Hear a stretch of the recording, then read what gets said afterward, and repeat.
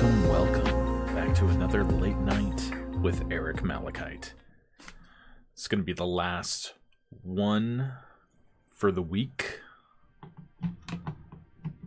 since I will be doing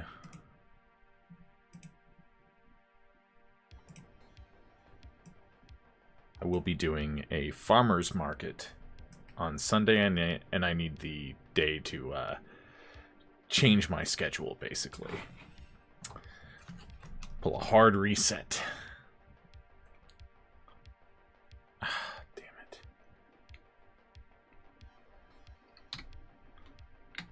Alright. So, tonight, what are we going to be doing tonight? We're going to be doing page 9 and onward. We might play some games later. It depends on how I feel. I wanted to start a little bit later tonight just because the last 2 weeks have been a lot. So I needed some time, and I did some things to prep for the farmer's market this weekend. So, you know, it's all a lot, and just setting things up for success with Astralands Media. You know, it takes a lot of forethought and whatnot. But I'll tell you what I also did. I also created PDFs for beta readers. That's right.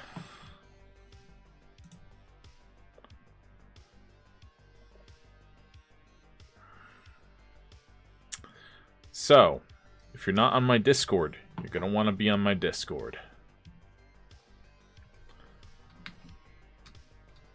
Alright, what do we have to do right now? We need to create some folders.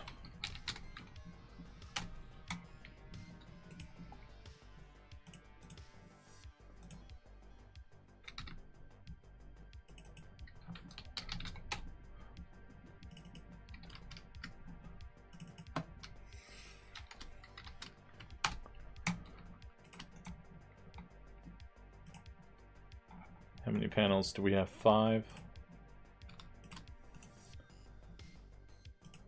3?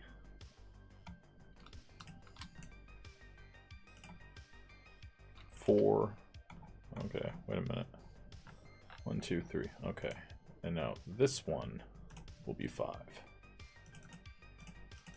And then pan 5.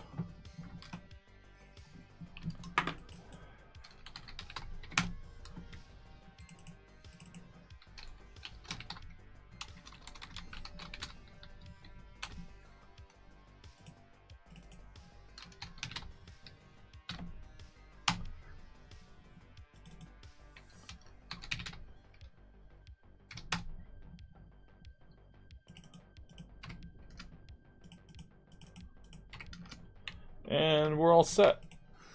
Pretty simple process that I follow now.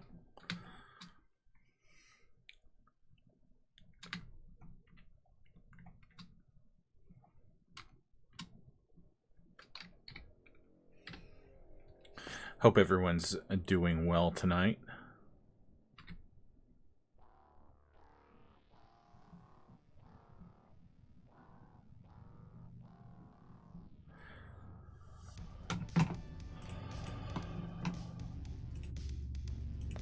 There are now 8 days left to pledge for Xenogaia Revolt.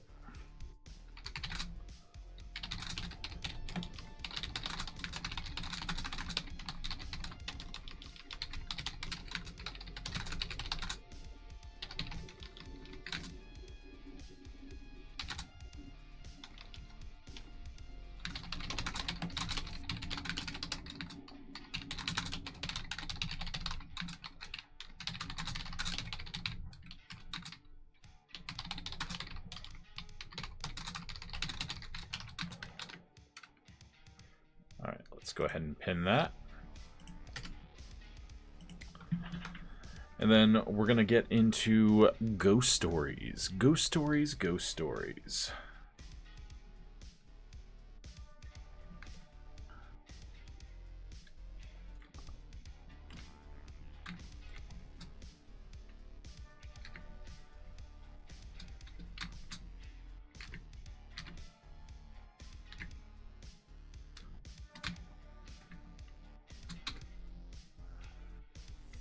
That's the problem with not using rulers to set up my panels.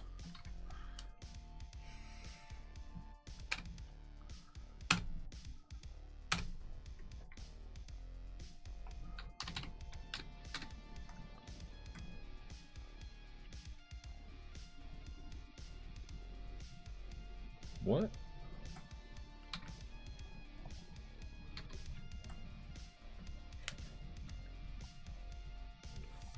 That was weird. It changes that setting on me a lot. It's something that I'm hitting. I know that much. I'm not dumb. Oh.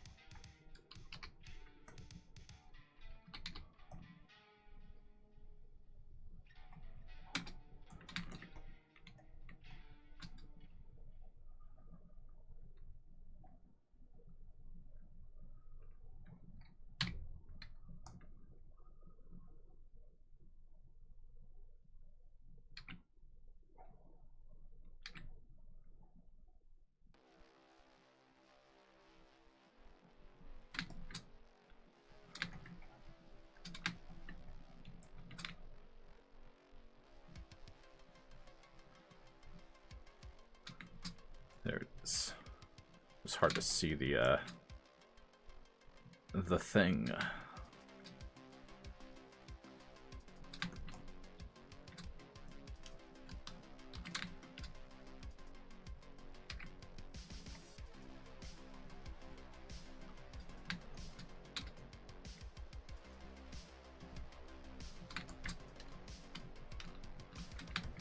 I was hanging out in someone's stream today. Very talented artist, beautiful colors in their comic, and they're also a big OSI fan.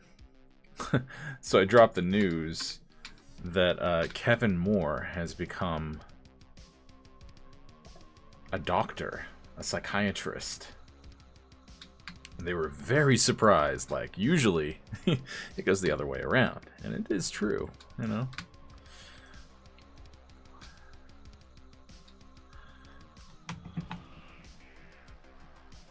Usually. Let me go ahead and paste this also in the YouTube chat, just in case you're watching on YouTube. And do remember, if you are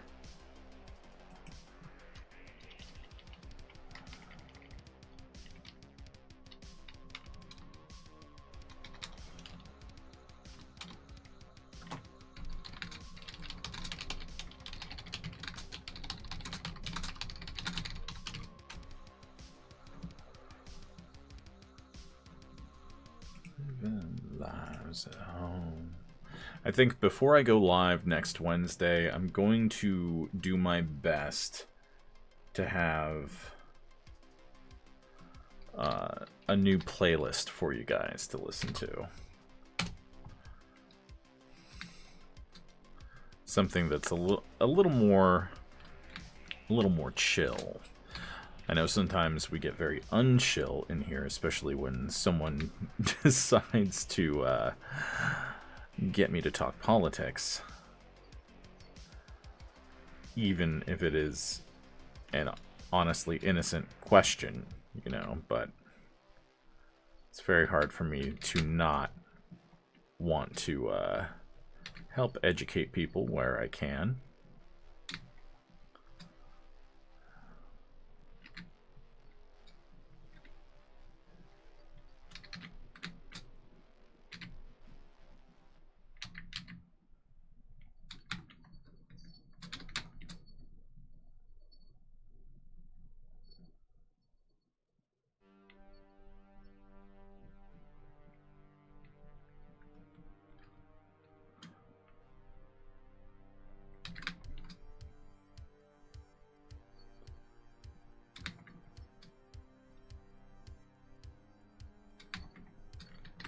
Alright. I think anyway. Yeah. Oh, damn it. That's the first one tonight. Jade's cleaning herself. And I'm sorry, I know you guys like having cat taxes, but she dug her claws into me last time. Alright, let's hope it's saved. I swear, if I have to redo that, I'm gonna be really mad.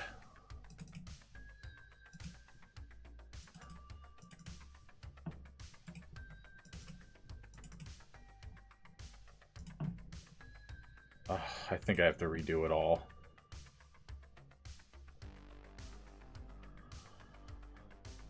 Oh, yep, I gotta redo it all. Fuck. God damn it. All because I hit W. Because I didn't realize it wasn't done.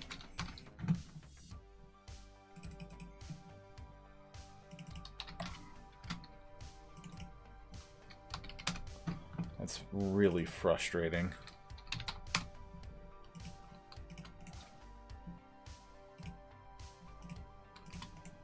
Two, three, four.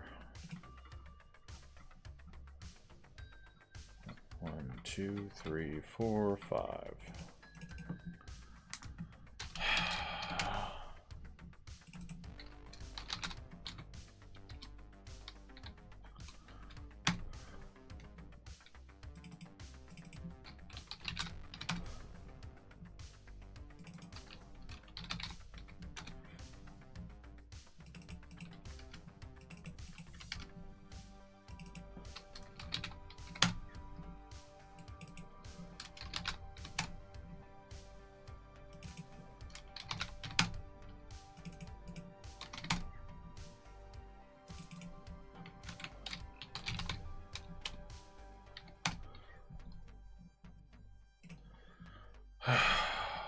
Frustrating. Very frustrating.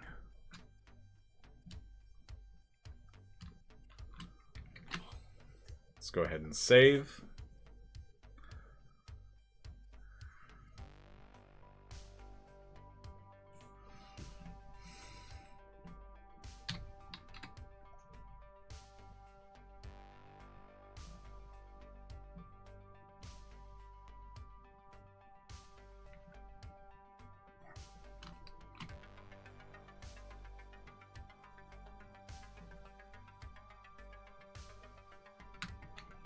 Actually, I don't like that.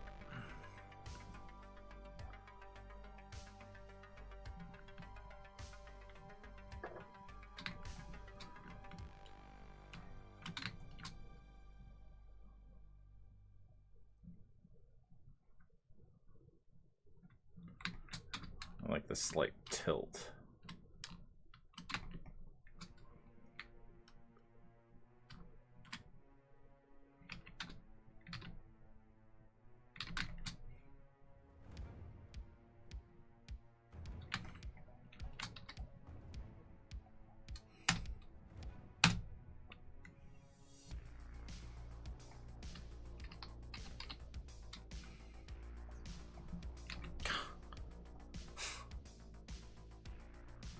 And it forgot my settings.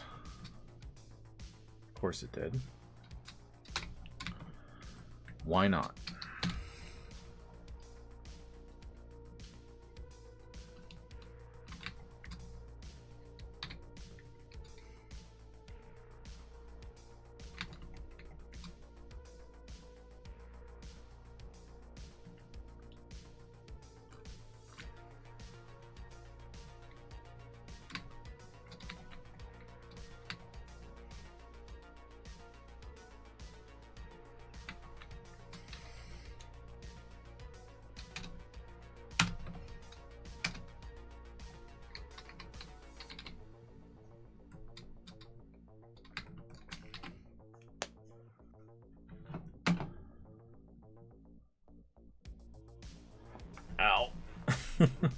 I made myself a strange concoction tonight. This is fruit punch and orange seltzer mixed together. Ah, it's really weird.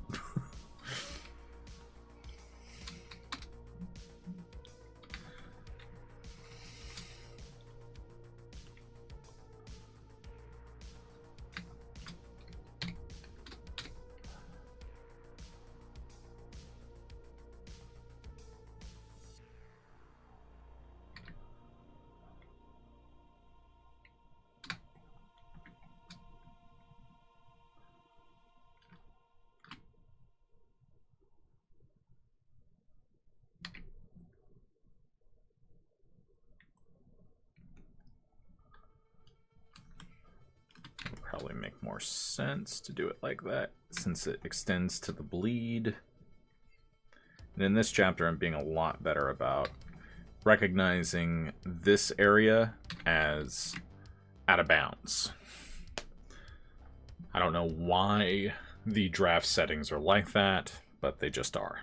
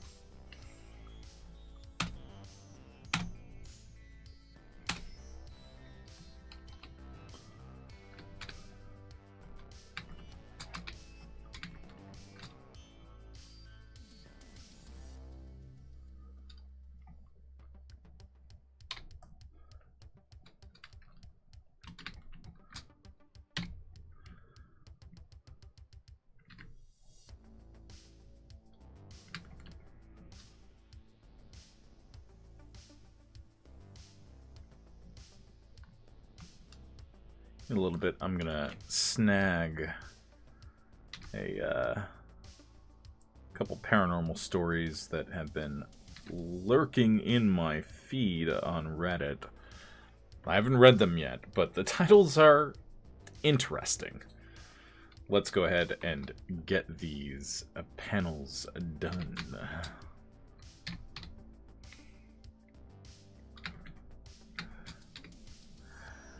I like seeing the unhinged crazy shit that people post sometimes, especially when it's something as inconsequential as the paranormal. This doesn't affect our lives whatsoever, you know, so.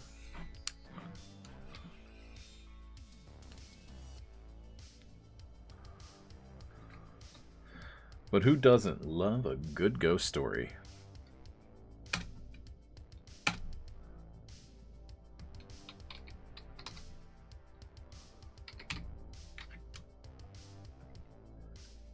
Alright, there we go.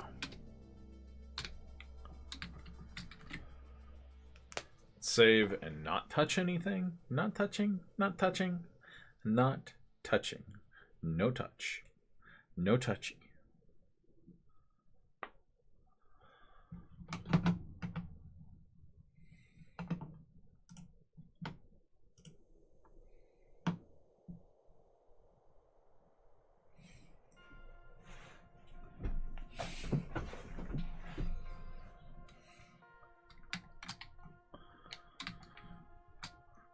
So we're probably going to keep to this 3-night-a-week schedule for a little while. You know who I didn't see on last night? I didn't see Jason on. I hope he's doing okay.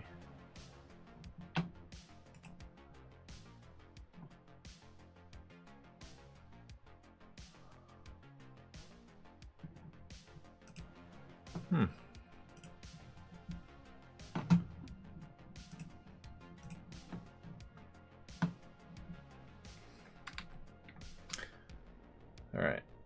This is all saved. We're gonna reduce the opacity on these.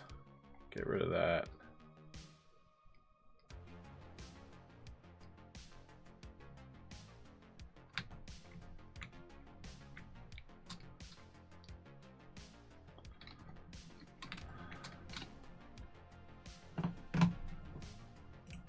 And do let me know if you want to be included in the XGR beta readers group. It's just a special tag that you get on my server.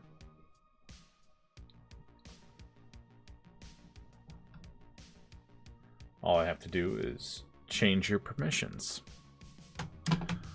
Oh yeah, and I guess should do this.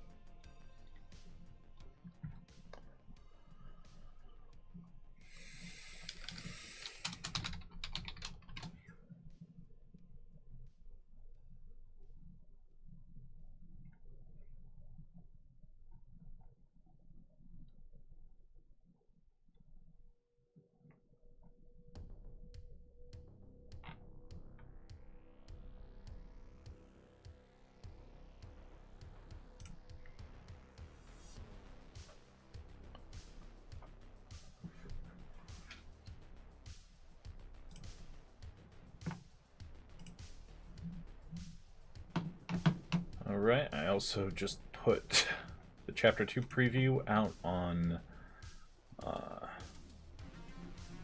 Patreon.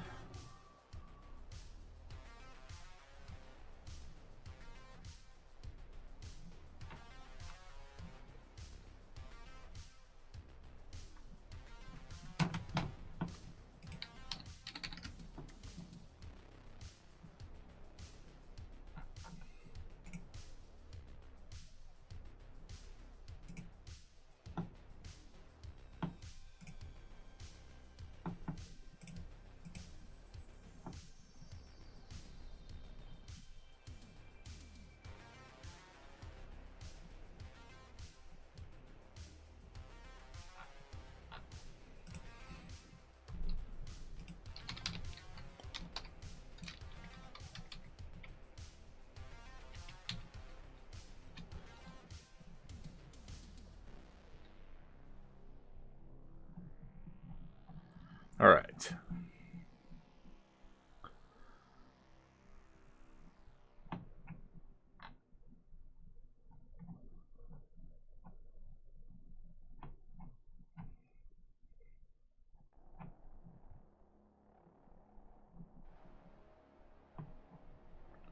We've read a lot of these.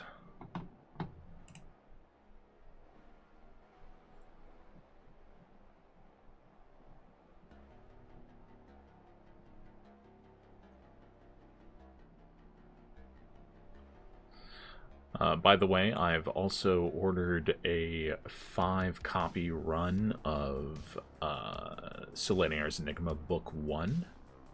And soon I'll be getting... Where is this?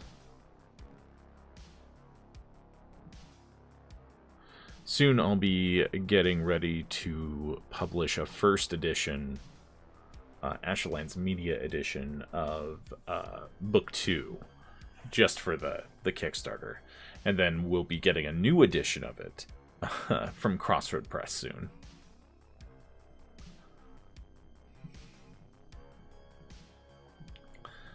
I swear,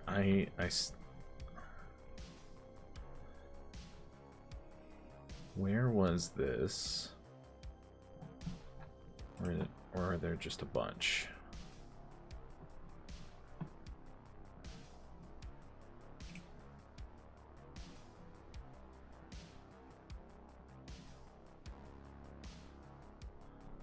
Where is this thing that I saw?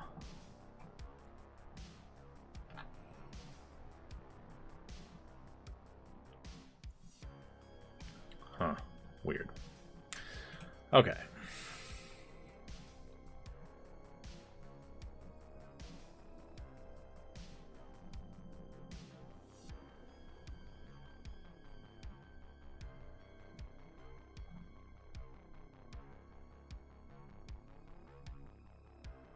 Alright, so this is from a deleted user on Reddit from 4 years ago. So I don't really know if some of this is true or not, but it's interesting to say the least. When I was a baby 1 or 2, my family lived in this house in North Dakota. Apparently, my dad kept saying there was this creepy picture of an old woman in the basement that was left behind. Whenever my mom would go down there, the picture was gone. Could have been my dad playing a prank, but he claims to this day that he wasn't. We had 2 Irish setters at the time, and they somehow would be in the yard when my parents would get home from work, even though they left them inside with the doors locked. My brother and I also got this toy from Christmas that was supposed to come with ooze or something similar to that. Somehow the ooze disappeared before we opened it, even though my parents had checked, and it was in the box when they brought it home. Finally, remote control cars would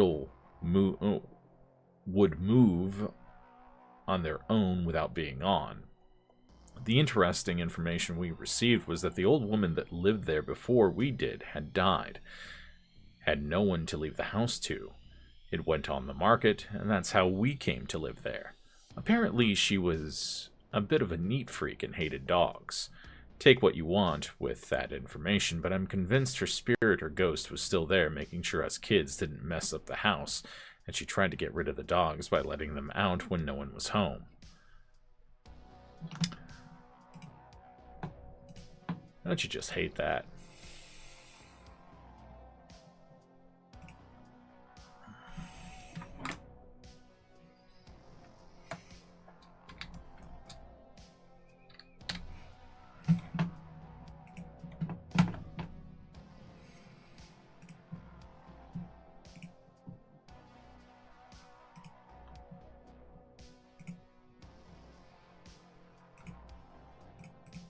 I need Keelan's character sheet. Both of them. And Vierns.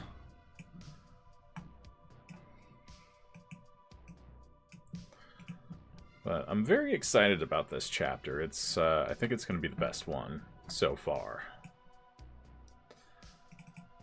I mean, obviously, they all have to be the best so far, because, you know, every chapter is supposed to build on the previous, and, you know, it needs to be suitably epic.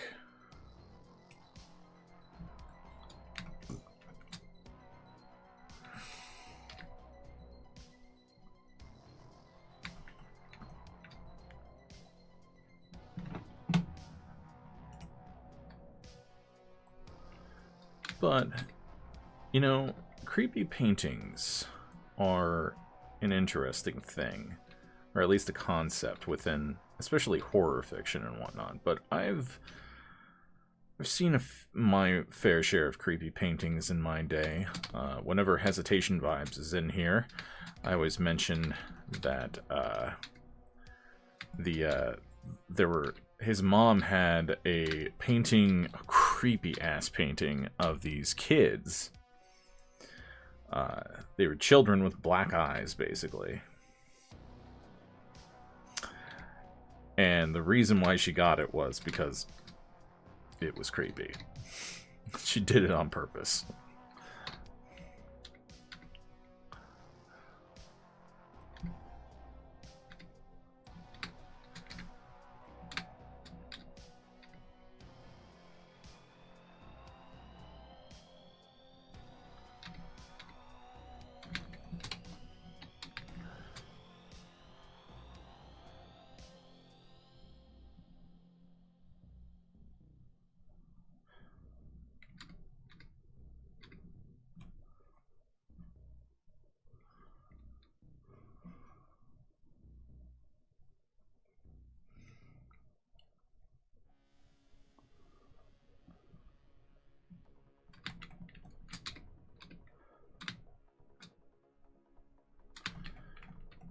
Apparently, he finally got rid of that damn painting.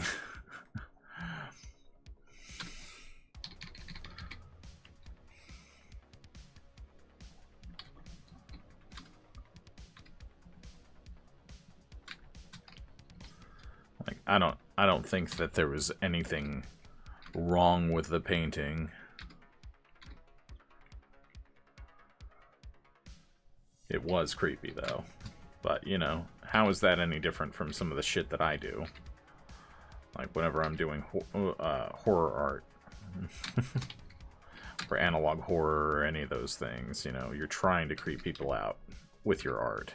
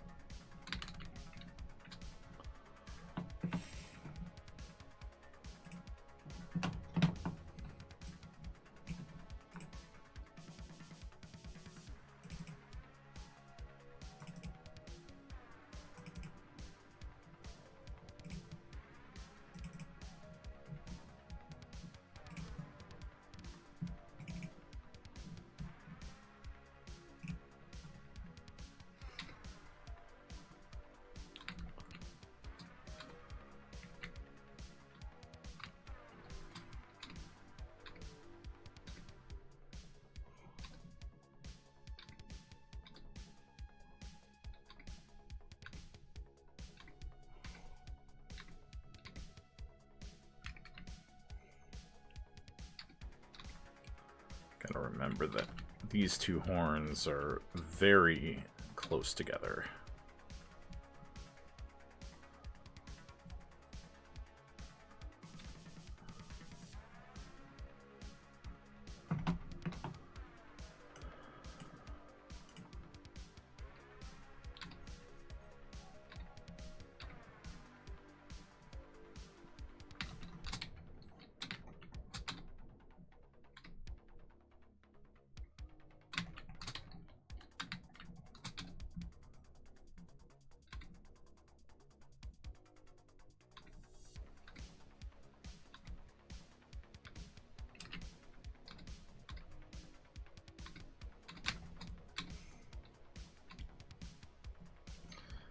Sometimes the rear view for Viren is the most challenging one. Because I decided to give him the weirdest fucking horn pattern. It's fine.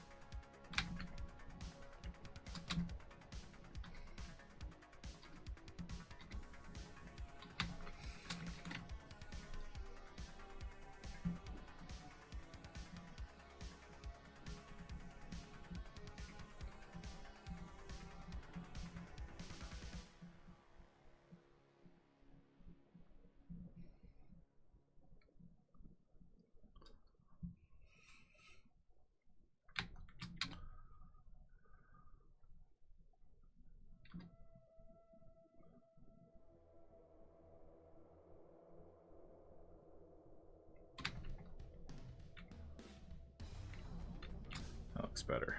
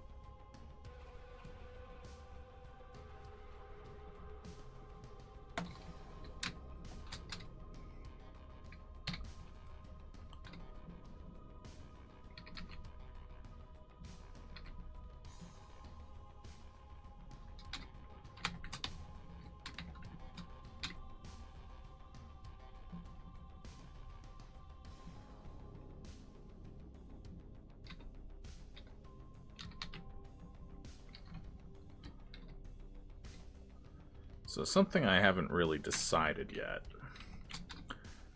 is whether to treat the Kickstarter as the official,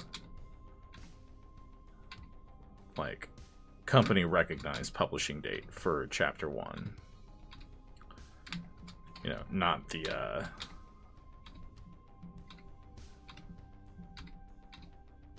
and have like different phases. You know what I'm saying? Know what I'm saying? Know what I'm saying?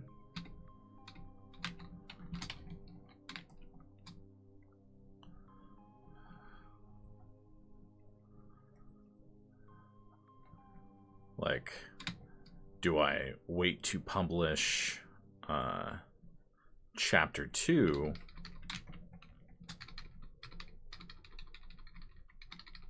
you know, on Amazon and stuff 30 days post Kickstarter? Like,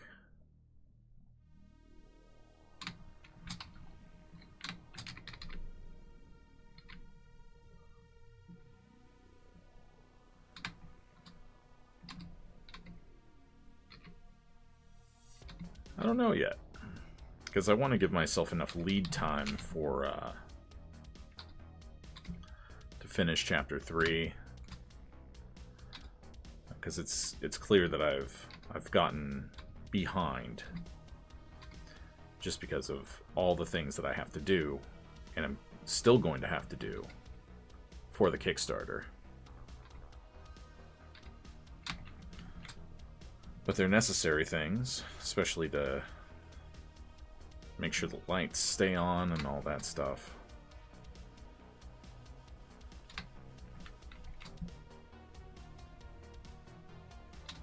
But you guys are helping, definitely. And I am always grateful to those of you who are able to show up when you can, because I know that life can get hectic. It's difficult right now, especially.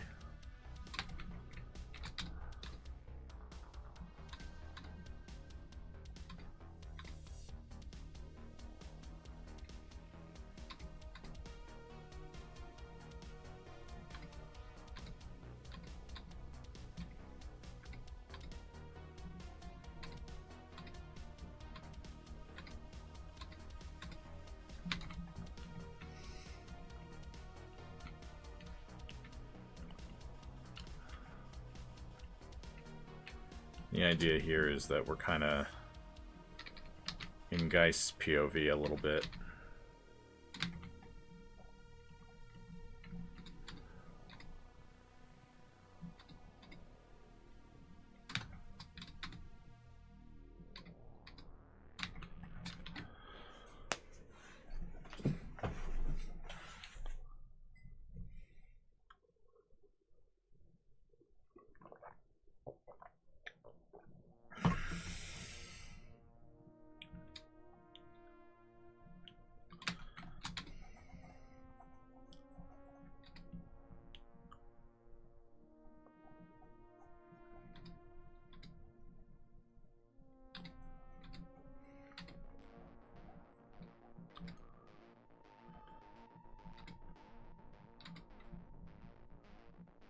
like the design version of this, having a little bit of a wider, quote-unquote, profile. I think it looks a little sharper. And I'm liking illustrating the Sindalah having a lot of wide variation in their horn styles and whatnot. In their keratin horns. Like similar species, I guess, designs like the tieflings and stuff like that. You usually only see a couple of horn types. I think for a species, like think about how diverse humans are. We are all over the place, you know? So it kind of makes sense that, I don't know, an alien species would have a lot of variation, especially if they're the dominant species on their planet.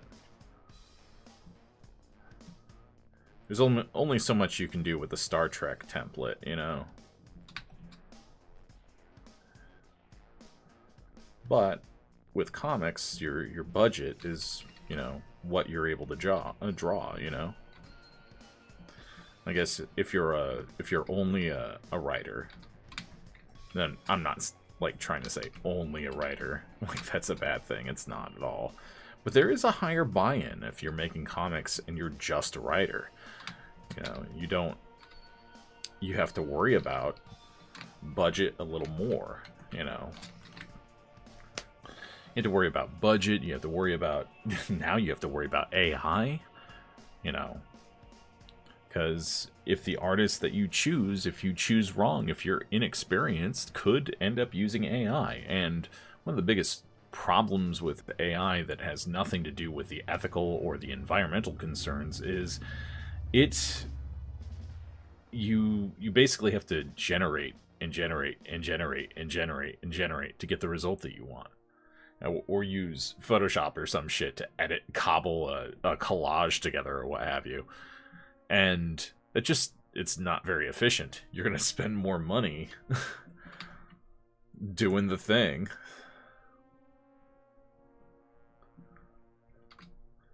Yeah, and that's what companies are finding that got rid of their artists and whatnot. Meanwhile, those people, you know, are out of work in the company, and I'm hoping those companies like learn a seriously hard lesson. Like, not everyone is built to create their own like brand or their own independent business, you know. And I think I'm realizing how much power I have out in meat space versus using the internet.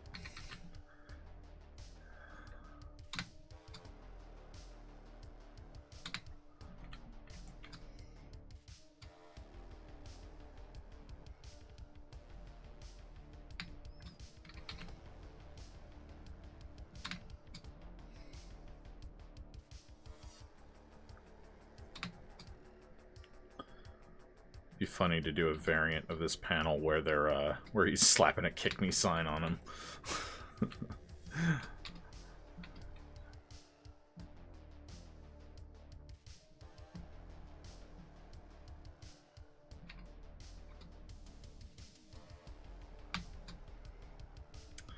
But I'm nervous about the farmers market, you know? About as nervous as I was about East Coast Punk Rock Flea Market, which was fantastic, by the way.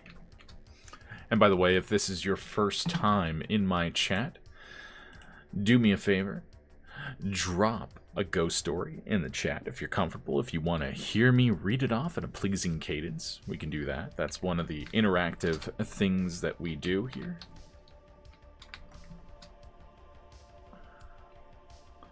And sometimes we choose to do other topics, like last night we were talking VFX, had a very spirited political discussion that it spiraled into somehow. Like, I know how the topic came up. And it's not hard for me to get derailed into a political rant. Because there's a lot to be frustrated about right now. But generally, I try to make this stream a refuge. You know, not that we're sticking our heads in the sand or anything. No. But, you know, we don't always have to be talking about the obvious terrible things that are happening. But that doesn't mean that we pretend like they don't exist.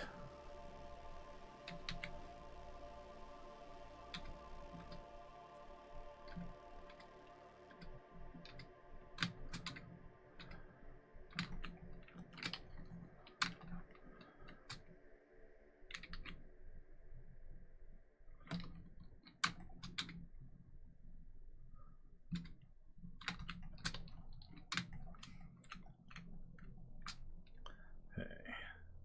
4, 5, 6, 7, 8. Some of these are just like right on top.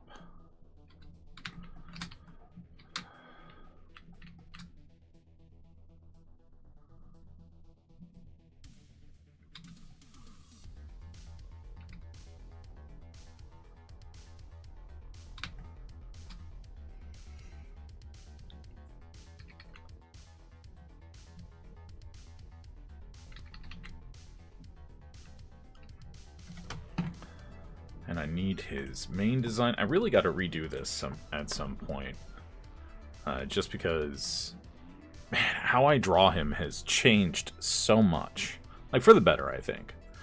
But, like, you'll notice that with your own art over time. If you're doing a comic, a long-form comic, your art's going to change within the first chapter or issue that you do.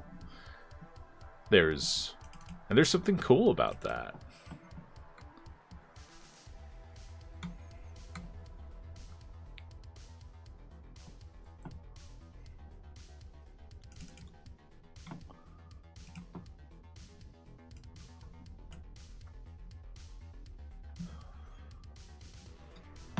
There is something so cool about that. I don't know.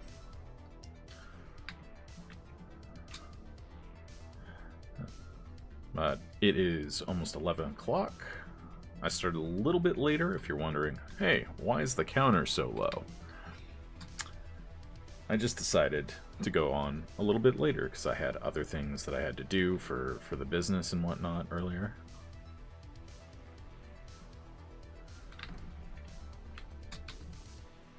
And I've standardized how many cornrows he has. Because you'll notice in certain parts of Chapter 1, he has like 4 or 5 different rows. And now he has 2 on each side. And it's just part of getting to know the character, how I'm most comfortable drawing him. And that could change too. I want his I'm a big fan of characters that change over time. Like obviously Goku and Gohan are good examples of that, how their appearances changed as they got older throughout each arc in Dragon Ball. Like, Goku's appearance changes a lot between each of the different from volume 15 to 16, where he has his growth spurt finally, and then all throughout the, I guess you would call the Z portion of the manga, because in Japan Dragon Ball was just one 42 tankobon volume series. There was no Z in Japan except in the anime. Like, that's just how they compartmentalize. Plus, I'm sure whoever came up with Dragon Ball Z was very proud of themselves, thinking that Akira Toriyama would have would have absolutely loved the pun. Because Dragon Balls.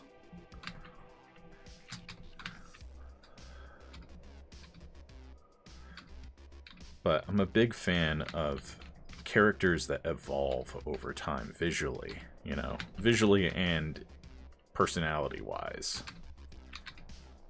Like, I want these characters to grow and change.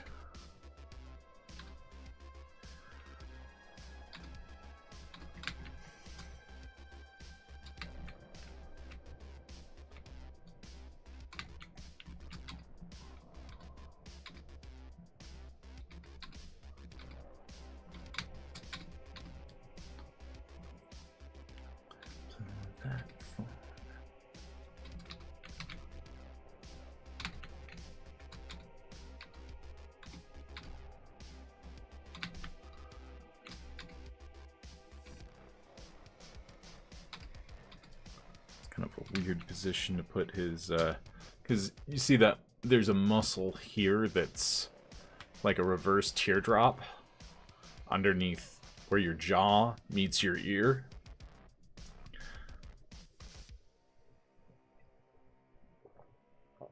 And I've been experimenting a lot in how I want to depict that. Because, like, we're not illustrating reality here. Humans don't have black lines or outlines on them. At least not that I'm aware. But maybe you've got a ghost story that says otherwise. I don't know. I don't know your life.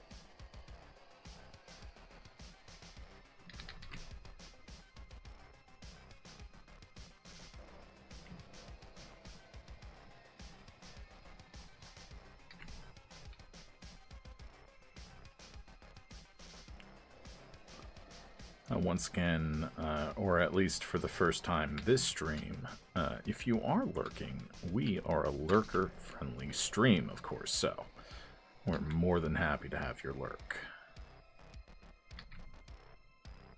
If you just want to chill and co-work, that's A-okay with me. A-okay.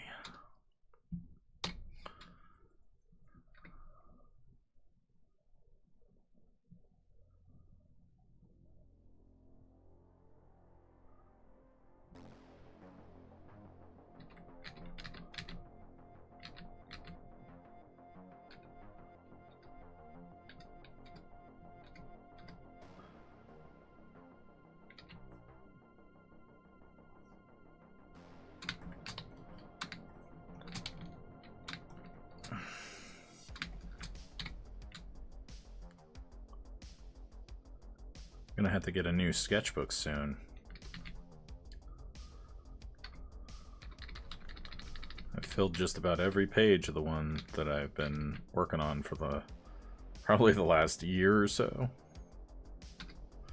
Because I do a lot more digital drawing now, since I have the option.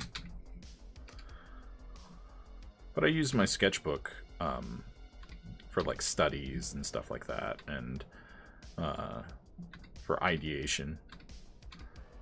I have a few lore pages that I started in the current sketchbook that I would like to expand upon for the Krios.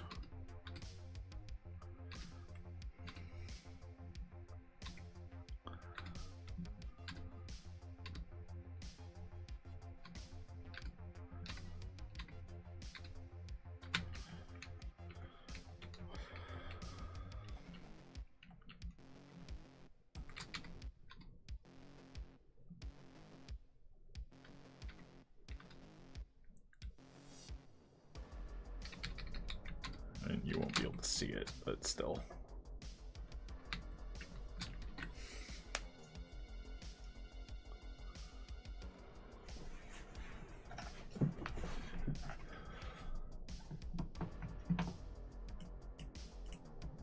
And now I need other reference.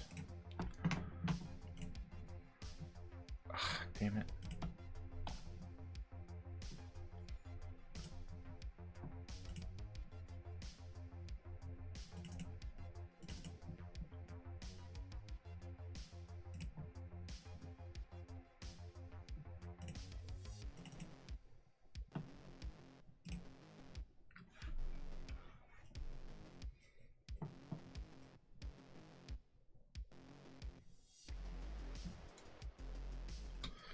Alright, we need a perspective ruler. Just a 1 point, nothing fancy. Nothing fancy.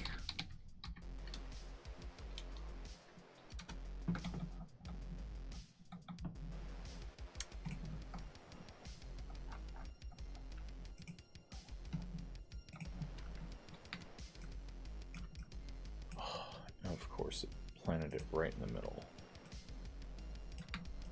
Where my other perspective ruler is.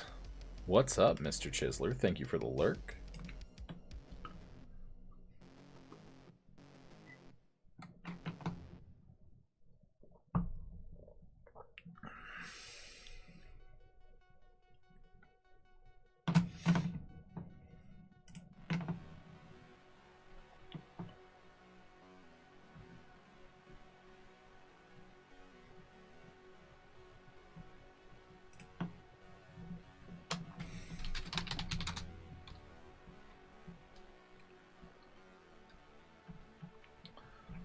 There's a couple people.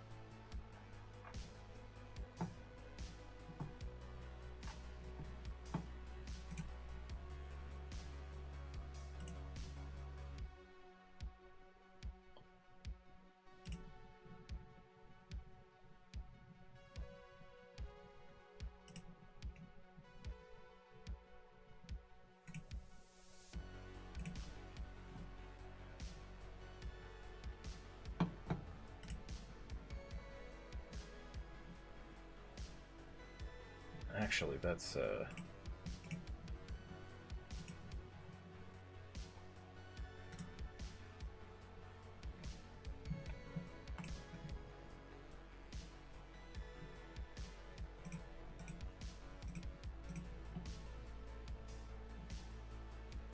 how do I forgot how to add people to a role.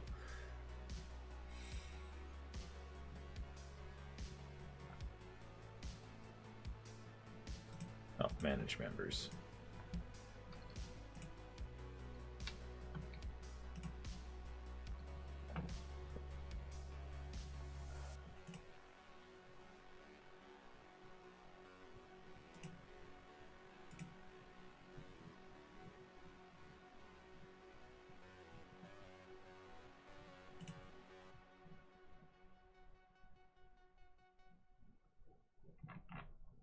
And I don't know where is.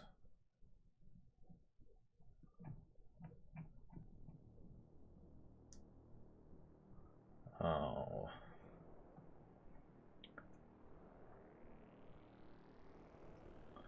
That sucks. I just saw a username from someone that I went to art school with who passed away during the pandemic due to complications with cancer. And that sucks, because he was one of those people I could always shoot the shit with about about Dragon Ball and stuff like that. And he had plans, you know. He had plans.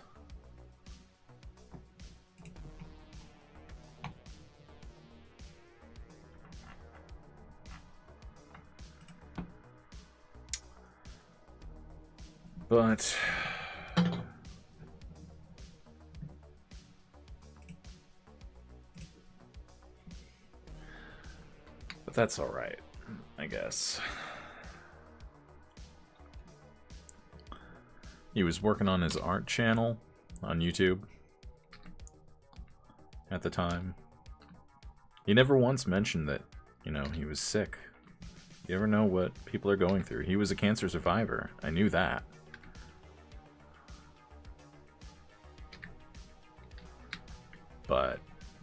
But yeah, you never know. You never know what people are going through.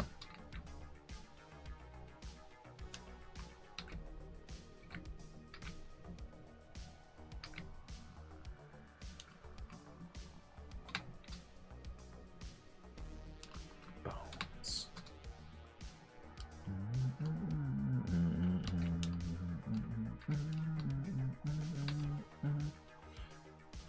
Oh. It's gonna be weird. Weird placement, but you can always fuck with it later. Yeah, that sucks. Always a little weird seeing the ghosts of people that passed. Yeah, it's like social media is so weird for that. I guess you can extend that to like texting and phones too, because like how many ghost stories are there where someone texts their beloved deceased friend or parent or whatever, husband, wife, you name it, ex-girlfriend, dead girlfriend, sort of whatever, you know what I'm saying. How many times have you heard a ghost story where that person texted back, you know, or the phone's in like a living room? We read off a Reddit story not too long ago about that very thing, you know. I don't know how much stock I put into stuff like that, but it does make you wonder, at least.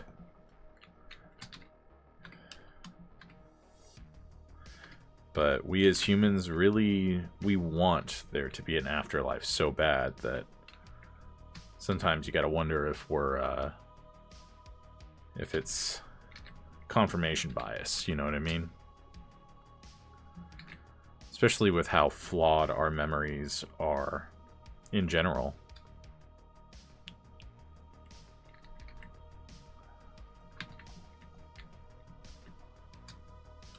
Just make it a mirror of the outside one. I mean, the phone number gets reallocated after a while, so yeah. You know, unless you can confirm that, oh yeah, it was never deactivated, we kept it up. You know, there are cases where that does indeed happen, but yeah, it is customary for phone numbers to be reused and whatnot. I've had people text phone numbers that I've had, you know, be like, George? My name's not George.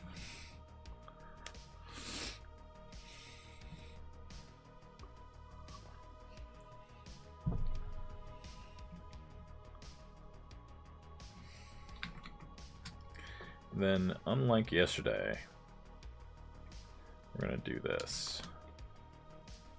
We're going to finish these balloons as we go. Because I want to see how this is going to look before we get to the finishing stage. Or the inking stage, rather.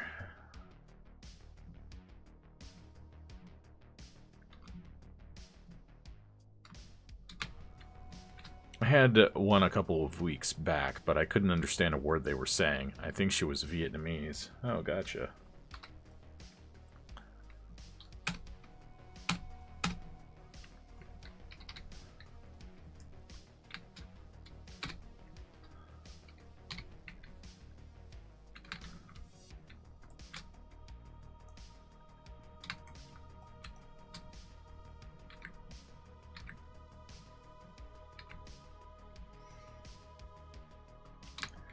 So I've added some folks to the new XGR beta readers tier, or role on the Discord. So if you're one of the people who wanted to do beta reading, let me know. And I'll make an official announcement too after stream or during a break. Whatever. Whatever, man. I ain't worried.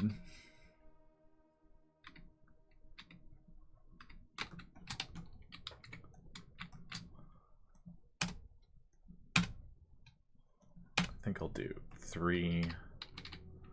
Boom.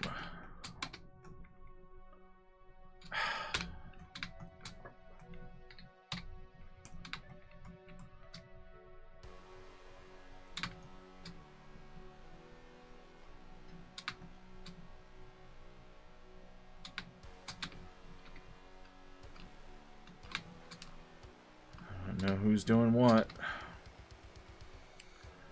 but I hear something.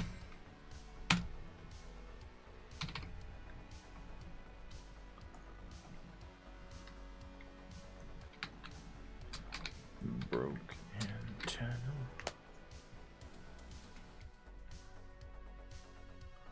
We're rendering.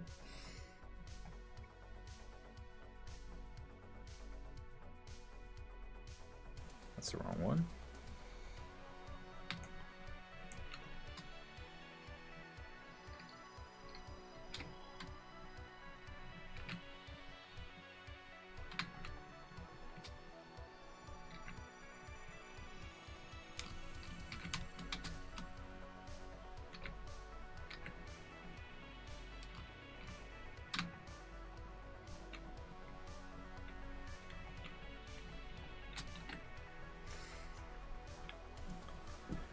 And we already got a panel roughed out.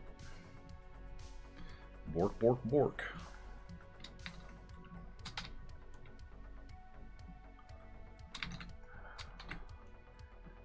Maybe this is what we'll do. I'll read a couple of ghost stories off every time. Every time I finish roughing on a panel.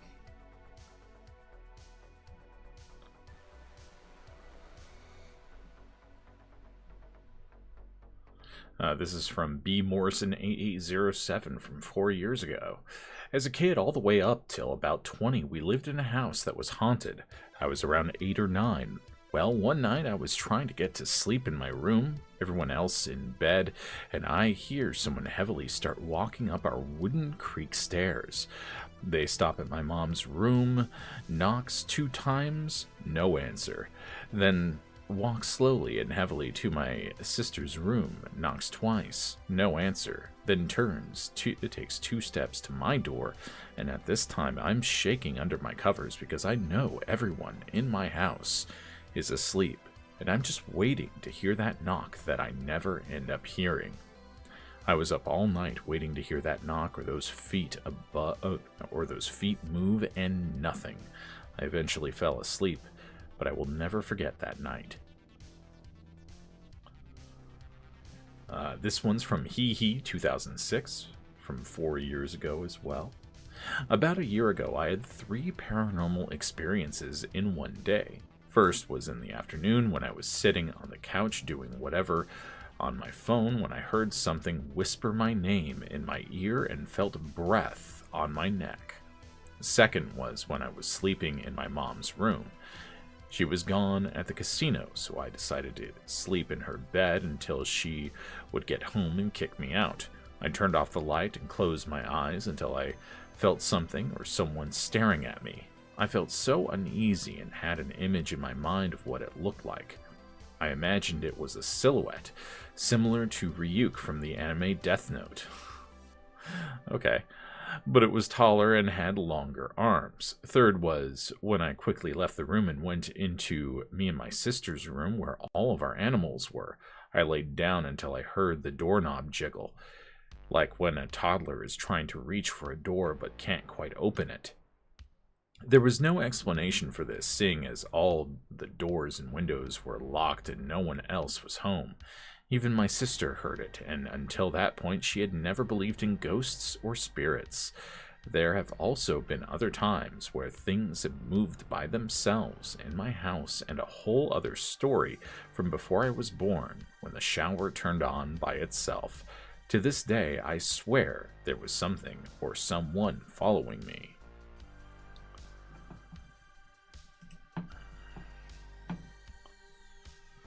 Interesting. I'm gonna go check the bathroom. Make sure the cats didn't do something.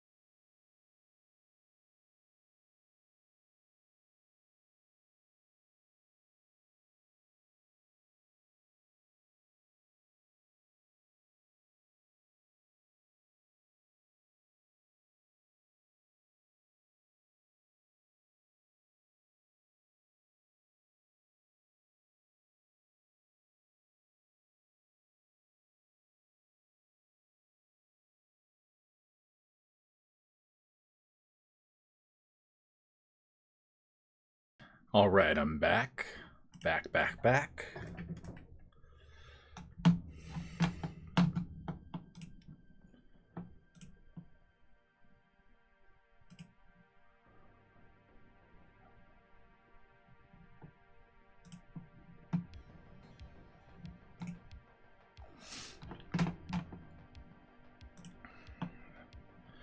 If you are lurking, be sure to refresh your lurk.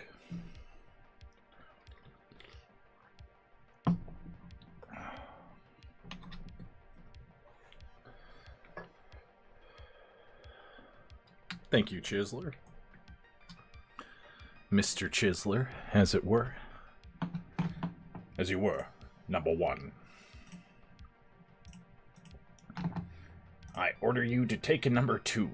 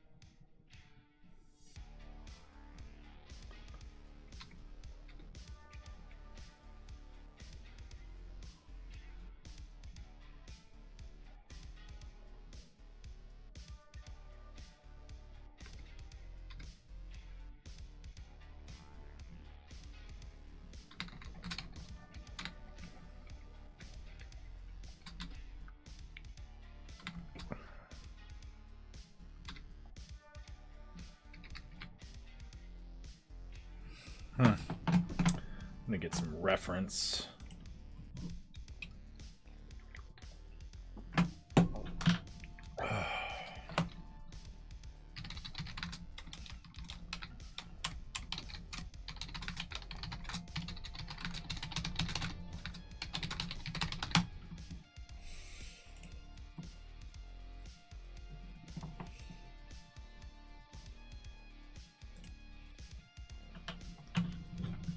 We got an ad starting in 1 minute. Please remember that we did not choose these sponsors for tonight's show. They dragged us into a back alley, down a sewer pipe, and forced us to talk to their rat master about their wares.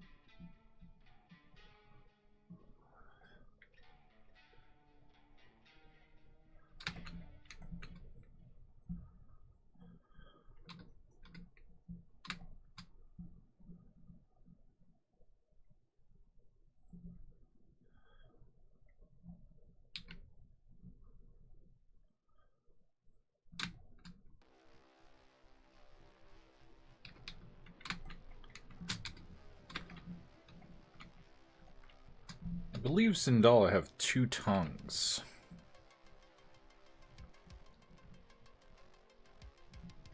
They also don't have that problem where, you know, whenever you're you end up choking because a drink went down the wrong pipe or food tried to go in the drink hole or your air hole, rather.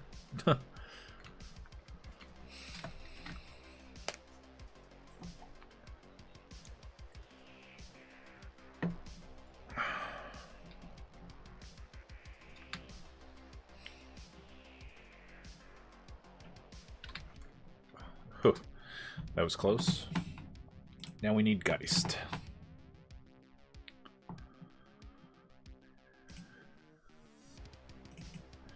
Slash Geisen.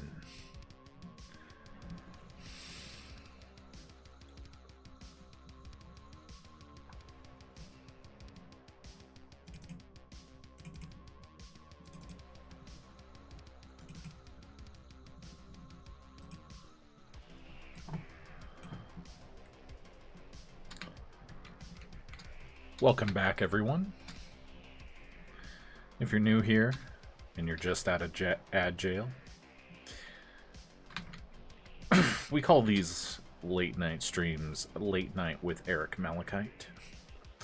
Sometimes I'm talking paranormal stuff, sometimes it's Eric. Hey, Lilypad, how's it going? I'm just doing some paneling, talking ghost stories.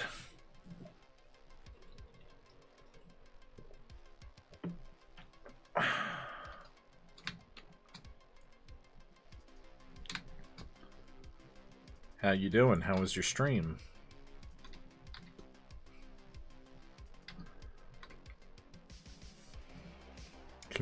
Congratulations again on being allowed to come home. Wink, wink.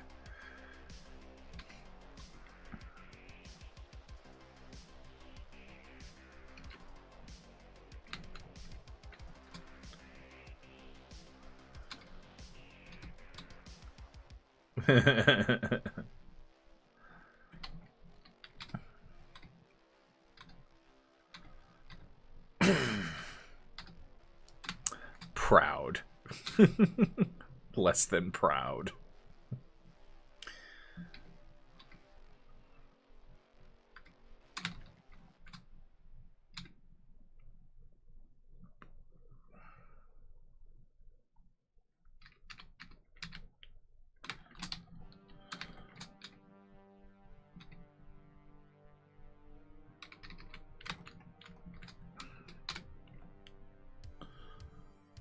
Lasso.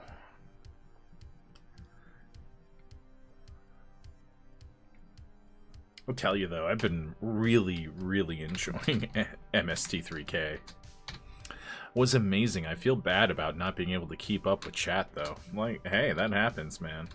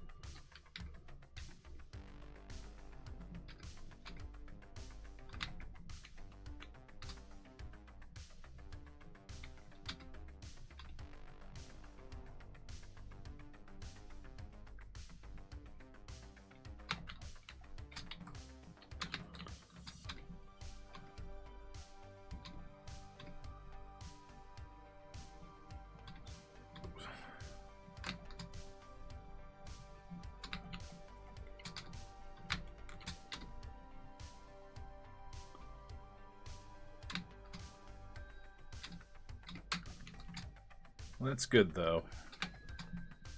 Did you get your animation done? It was looking pretty good from what I saw.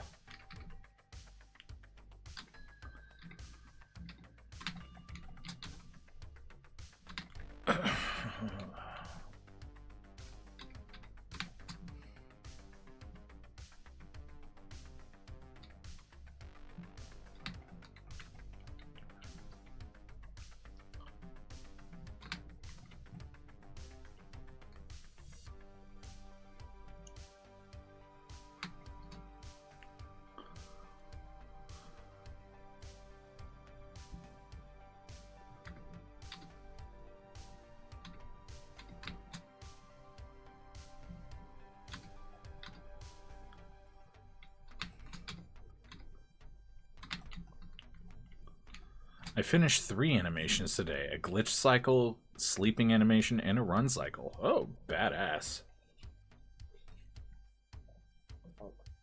What program are you working in to animate?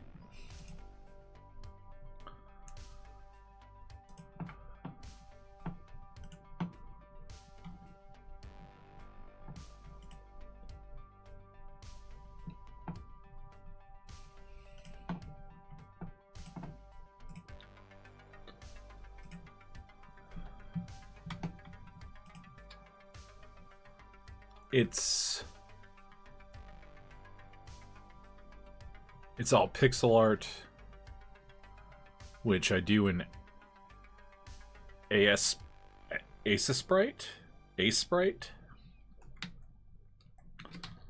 Not sure how to say that.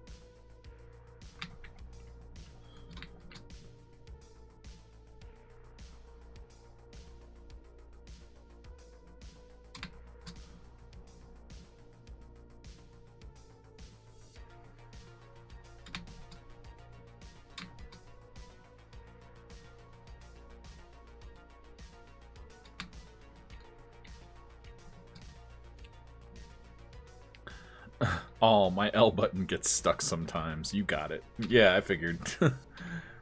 It's like, no, that he's he's not saying Owl. It's owl sprites.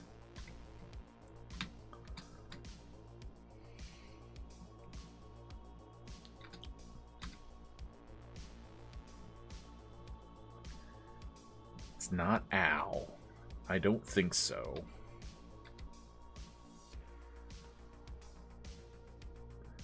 I'm not going to make that joke.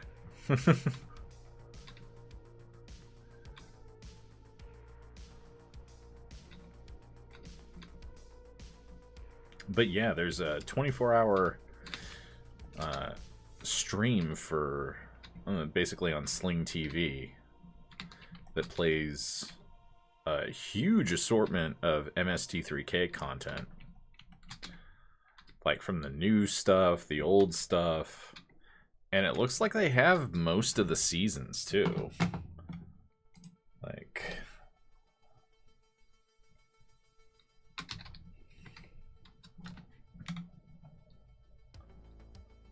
Wikipedia has the complete episode list. Like, I kind of feel like that's my next rabbit hole as far as watching passively and drawing out in the living room.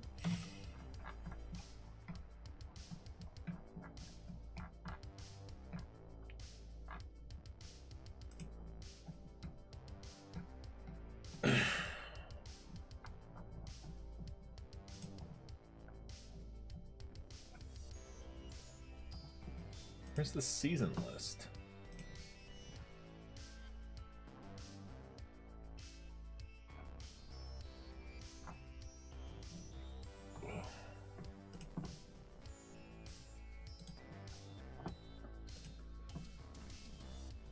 Oh, here it is.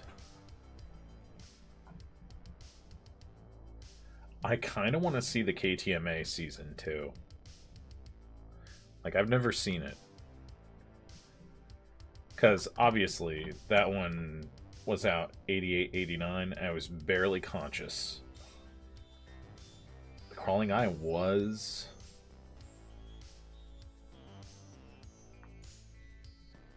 the original first episode.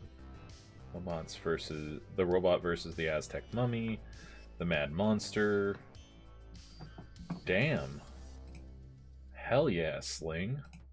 I might be able to at least do a lot of it. Be able to see a lot of the show. You know, in its original order.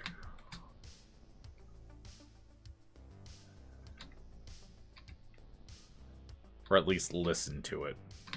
And go, haha, whenever there's a funny joke.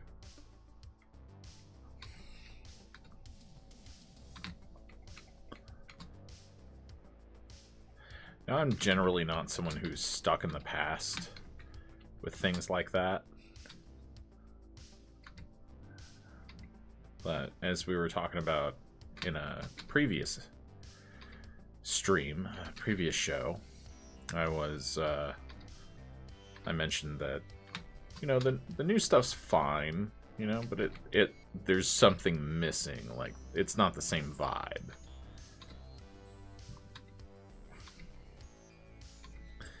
It feels like it's not this low-key thing that you would catch in the middle of the night, you know.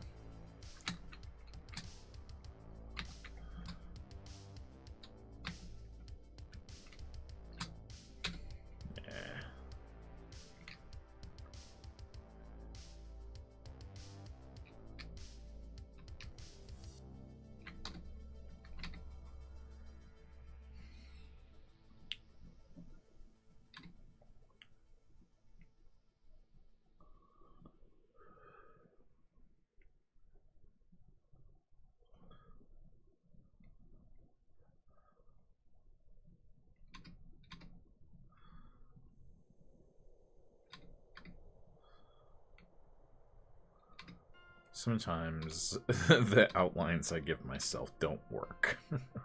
Because I'm doing them very quickly for the layouts phase. Not always, but in this case.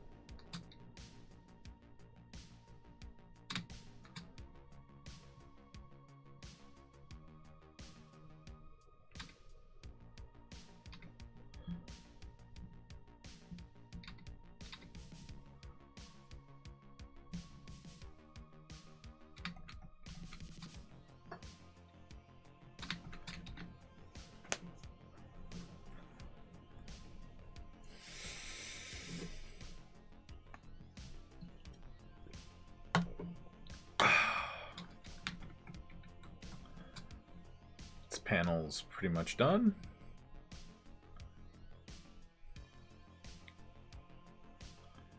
Now we need to do balloons. He stole my balloons!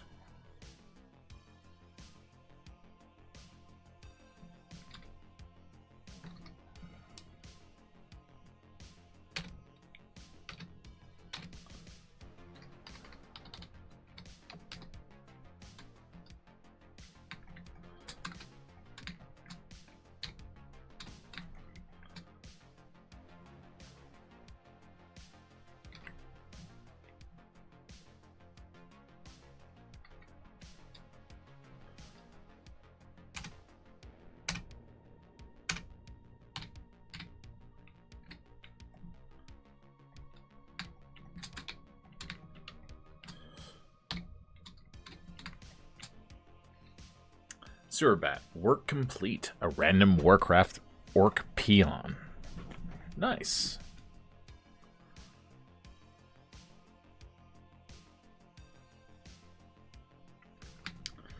We're finishing up roughs on another panel.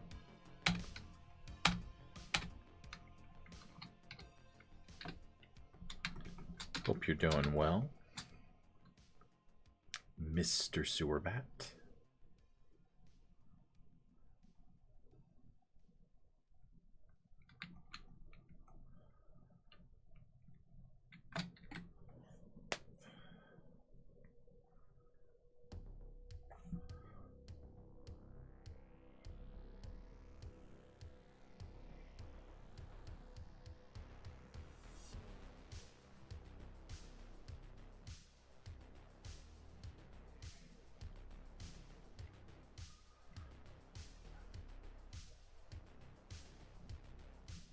Sewerbat, you said that the building next to yours is haunted, right?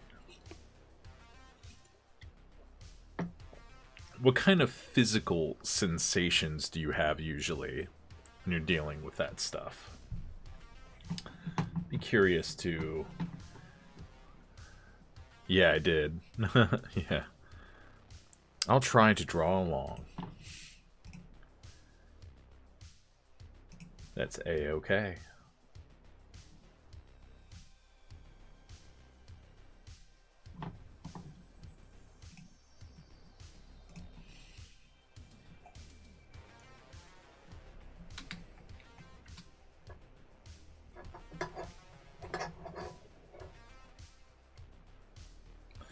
Alright, this panel's gonna be fun. And I don't necessarily mean that sarcastically.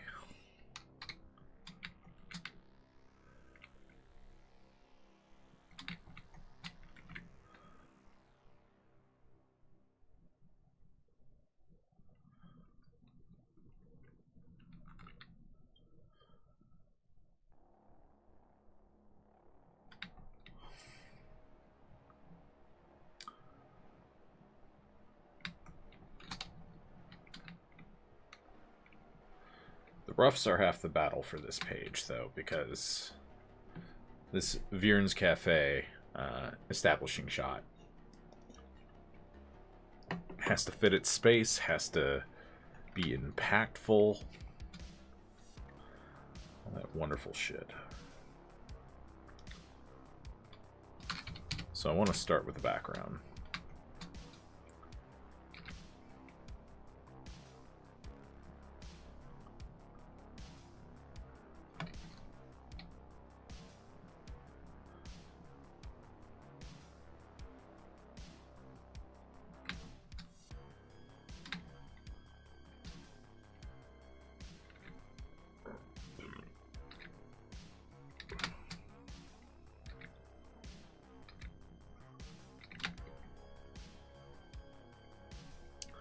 Trouble with 3-point perspective.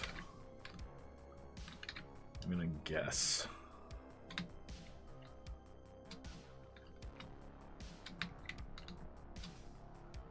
Want neon lights here.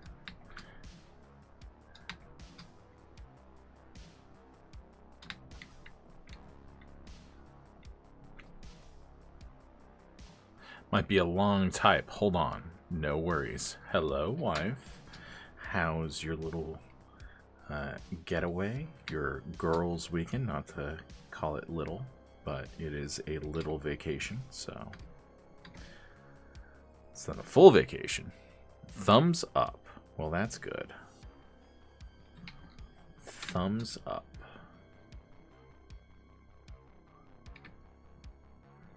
I'm getting to work on Viernes Cafe now, and I'm very excited.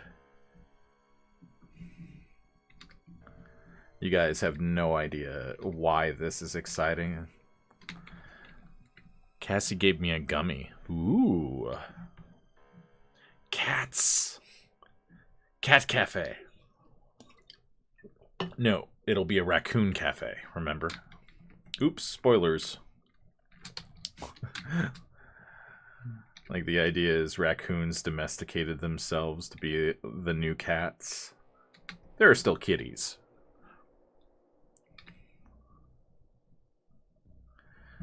But, like, okay, so Viernes Cafe was, like, from the beginning, from development on the scenario that will eventually be, like, the intro scenario, which covers a version of the Underground Fight Circuit story. Viernes Cafe was the first location I made. Like, that's where you start in the campaign. Shh, no one heard that. Exactly. No one heard that. You didn't hear that. You absolutely did not hear that. And if you think you heard something, you didn't. You didn't. You didn't.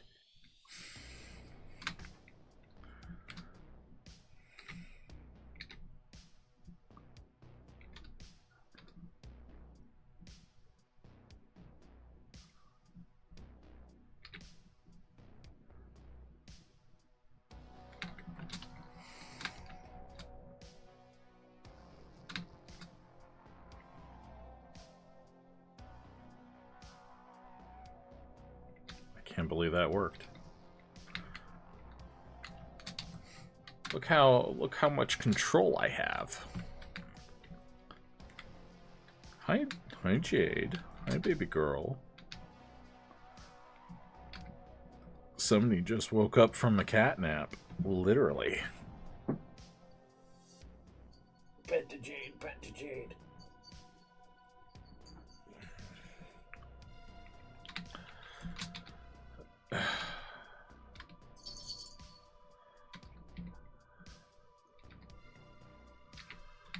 How have they been? They've been fine. I've been running Jade to the cat box all day, but she seems to have done all right today with peeing. Like, the pooping is not great.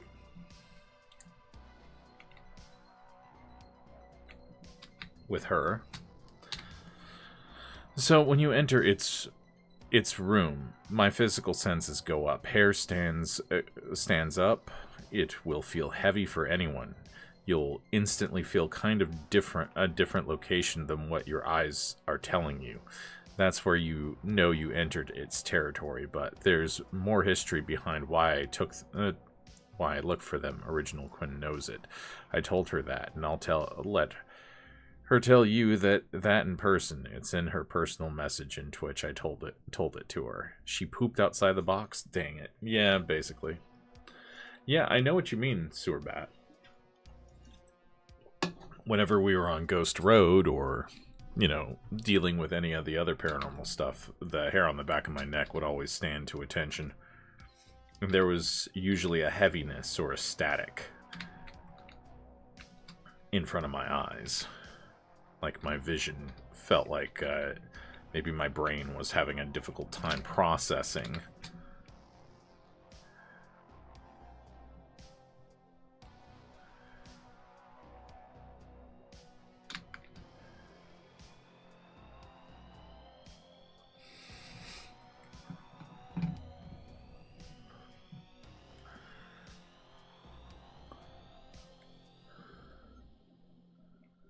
Send what? I don't... What does that say?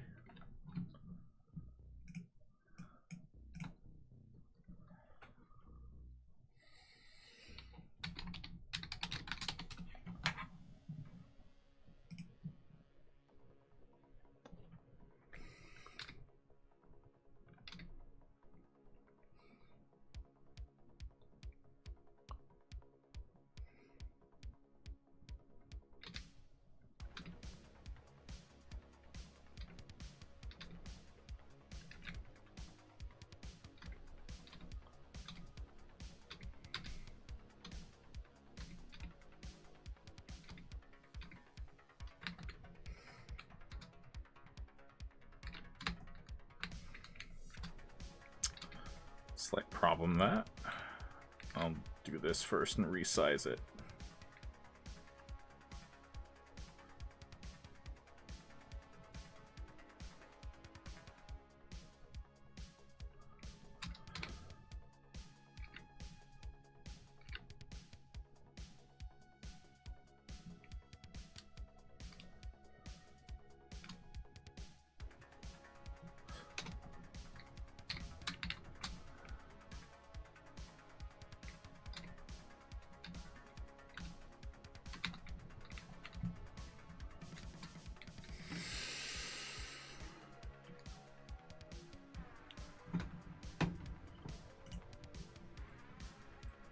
Also, if you remember my story that I sent to you, have read it, that in stream, that's why I hunt them well used to. The ability to feed is not mine anymore. Send nudes.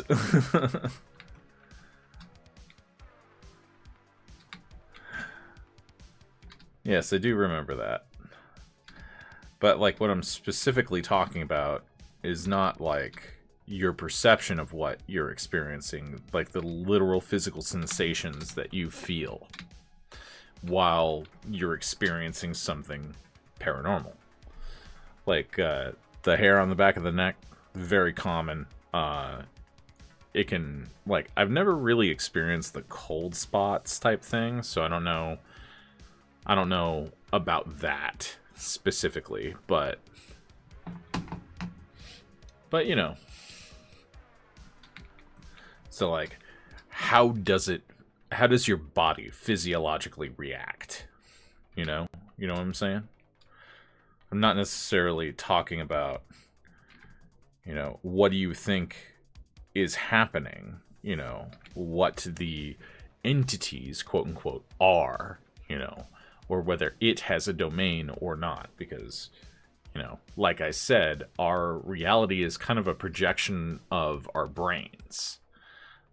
That theory of cognition that I mentioned.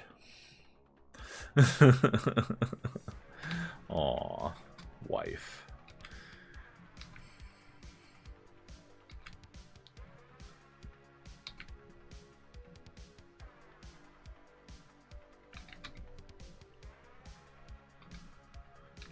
So, we can't always trust our brains about this kind of stuff.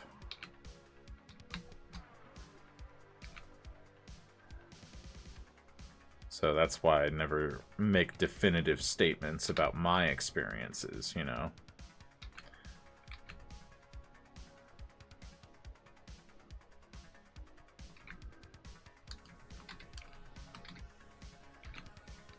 I found a new flavor of Spam, Korean barbecue. Oh, yeah, baby. Barbecue me up. Oh, yeah, baby. Korean barbecue. I'll try it if it's Spam flavored. If it weren't $5, I'd get it to try. Oh, jeez. Should never pay that much for Spam.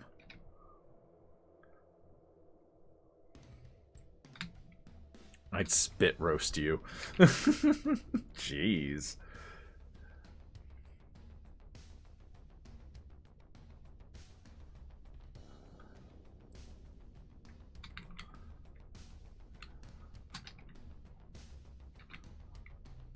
Make sure they're similar, comparable size.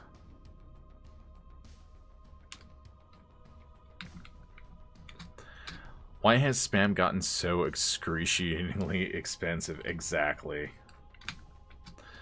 More heightened senses, plus more brain functions, plus you'll feel the air more. The alertness is on maximum. Perception feels like something is looking at you. But you don't see them anymore. I don't say I miss looking at them either. Looking at a face with missing parts is not something you want to see anyway. Capitalism, yes. Ad break ends in 1 minute, 4 seconds. I didn't even see it coming. I didn't even see it coming.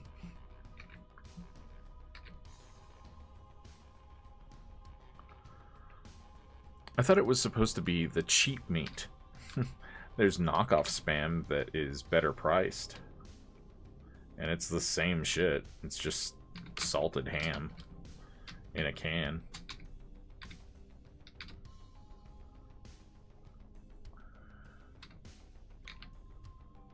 The most American meal I could think of.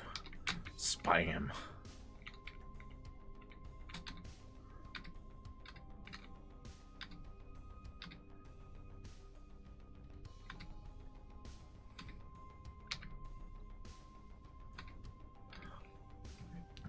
If it's flavored, it's no longer cheap. Everything comes with a cost. Flavor does that. Sad world.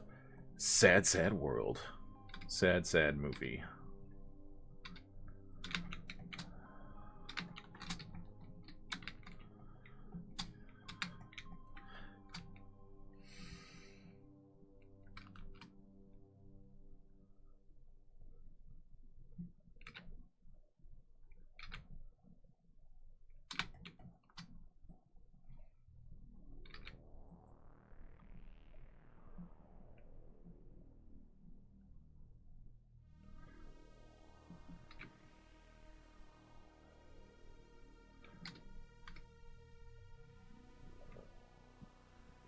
I'm alive!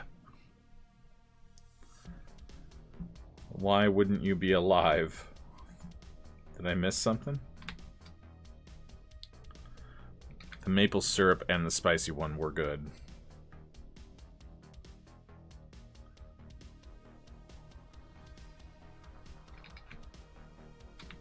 Are you guys, like, eating Spam on your girls' trip?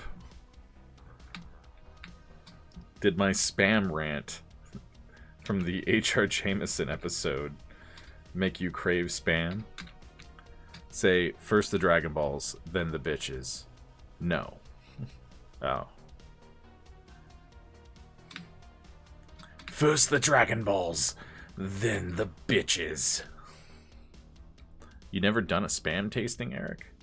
I mean, I usually just get the regular kind. Like, we've done a couple of the other flavors, but it's not something we typically do.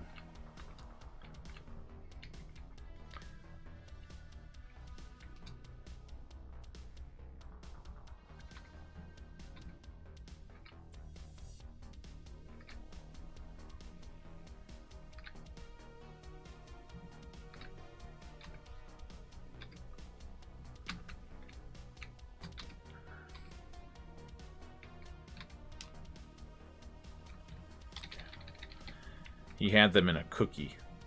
Yeah, she did this whole thing where she put Spam in cookies, and it was pretty weird. It was really weird. And, like, I like Spam under certain conditions.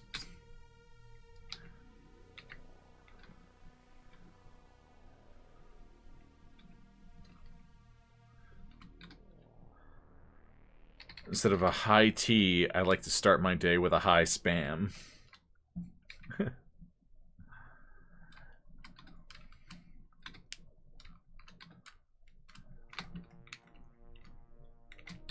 Spam in a cookie is a certain condition.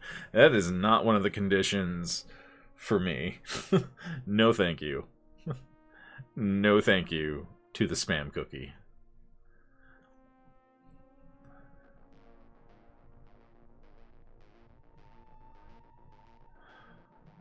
And then Sewerbat said, "Have I told you one of our students saw my mom at the school terrace? The student told the teacher, then the teacher told us. We all know my mom died years ago when it happened. Also, the thing in the room is not my mom. That I know 100%. Interesting. That sounds creepy." Oh shit, I forgot to give him an eyebrow. Oh, it's stuck on that.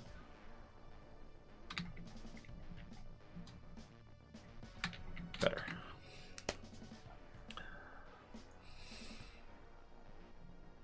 Like a crisp high five.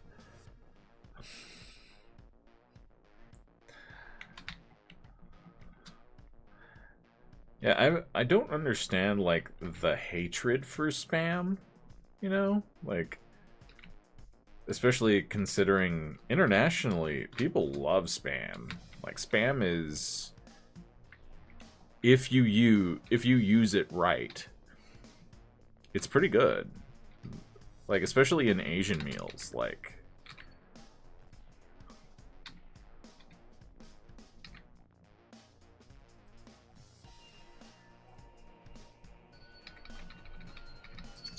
maybe I'll put a kiosk here or something.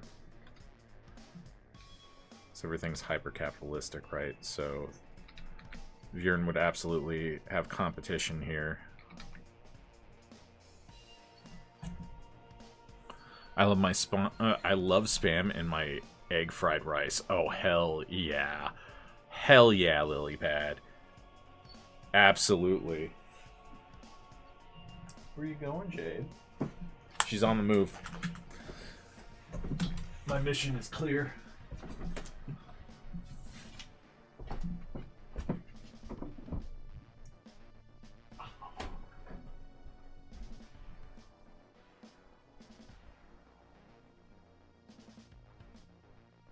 Good girl.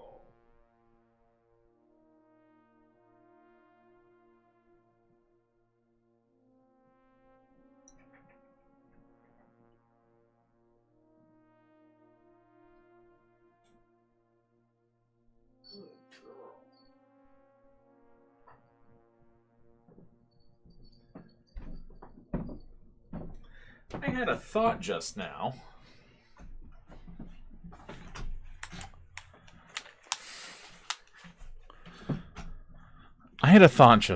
Maybe she doesn't like that she has to back up out of the litter box. Like, because she can't see where she's going. She has no problem navigating when she can go forward. But backing up, like, she seems to get a little nervous about that.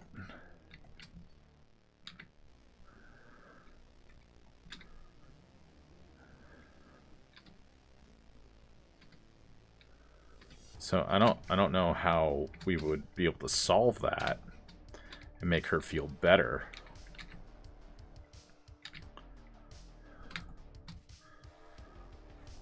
So you want to put it in the middle of a floor? I don't know. Like, I don't necessarily want it in the hallway or anything, but that would seem like, and then we'd have to train her to use it. Because we don't have the space for that. Yeah, I know. But There's got to be something that we can do to make it easier for her. Even if it's just making sure there's enough space so that she can climb out the side if she wants. I don't know. Maybe your initial idea. I get mad when I step in the food dish you leave in the middle of the floor.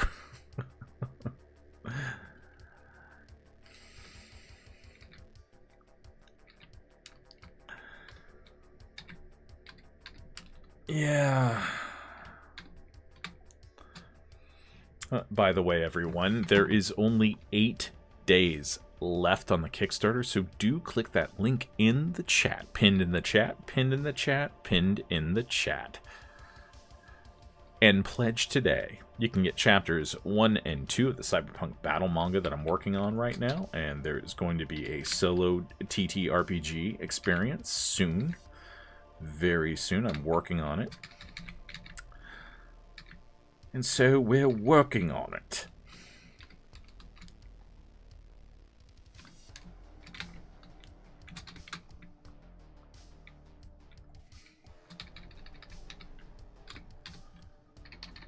So we're looking for it.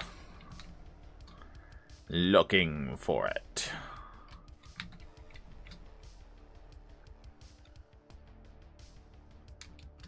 Just do Kirby lines.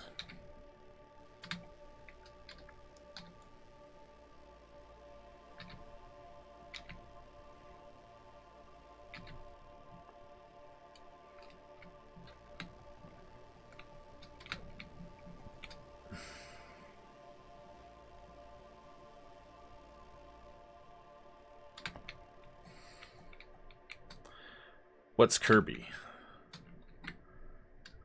Kirby lines. You've heard me talk about Kirby lines before, right? They're named after Jack Kirby, the king of comics. The king.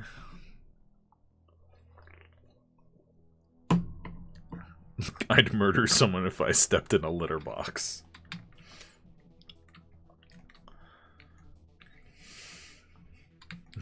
So, if I want to live,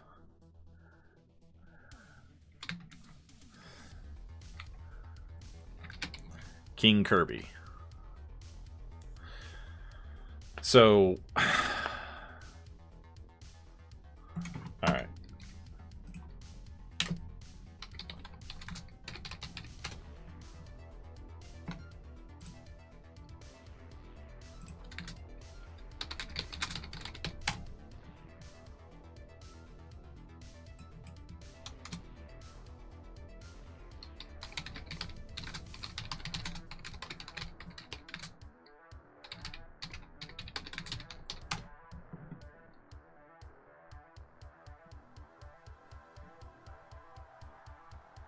Trying to find a good example from Justice League Unlimited.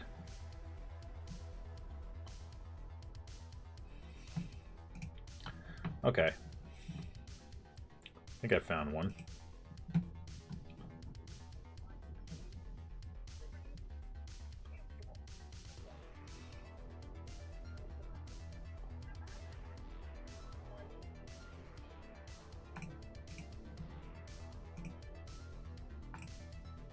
All right, 1 second.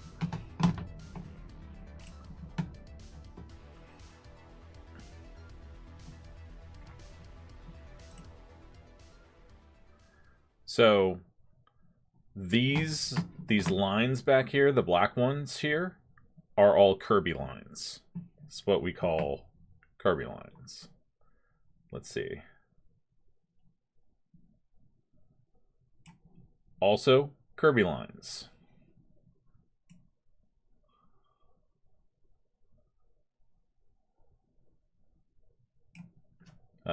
Excellent example of Kirby lines. Kirby lines. All that stuff in the background. All Kirby lines. It's a shorthand for depicting advanced technology, basically. So yeah.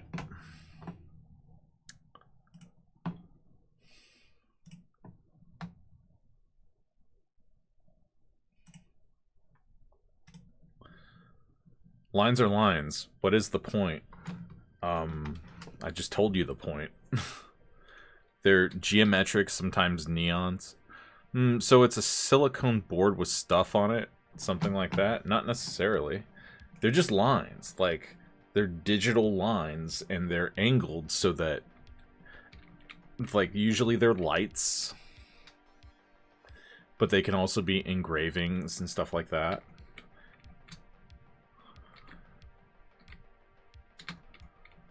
Lines! Kirby lines, yeah.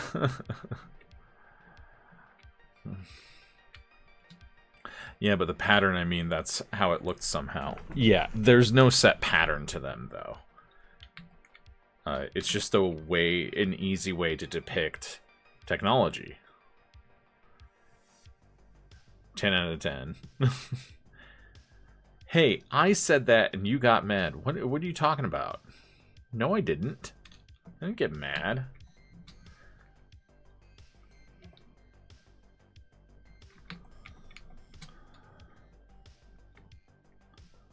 Said what?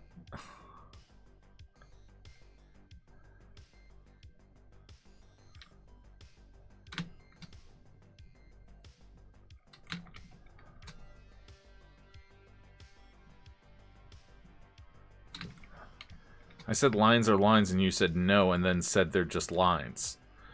That... I feel like you're missing some nuance there. They're not just lines, they are geometrically shaped lines. But they're not meant to depict any specific type of texture or material. They can be many different things, but they're usually a simplified geometric line. Like, they're not depicting what I meant was they're not depicting a specific material or texture. It can be anything. It's up to your imagination to a certain degree. Your statement of what's the point, lines are just lines, is really entirely different. Because I'm saying, no, there is a specific purpose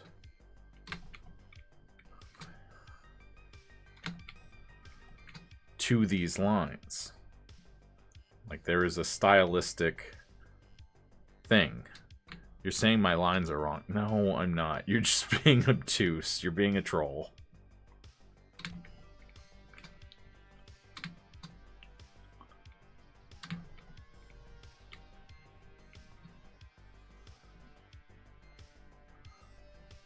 Am not. That is exactly what a troll would say.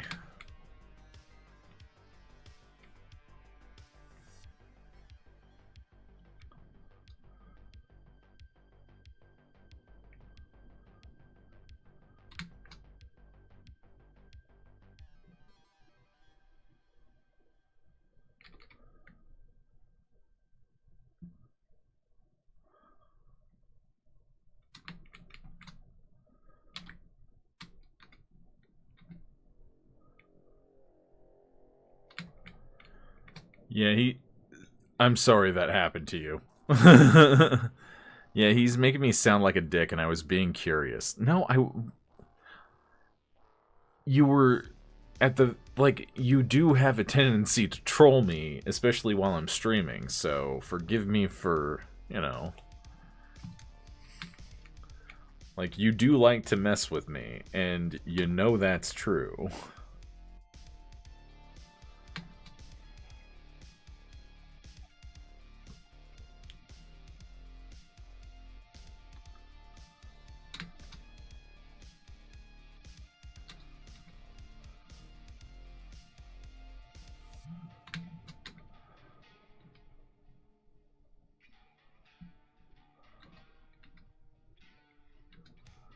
I don't troll you about art.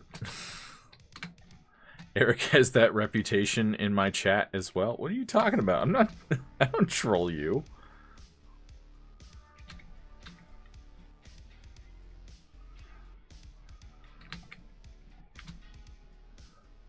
When have I trolled you?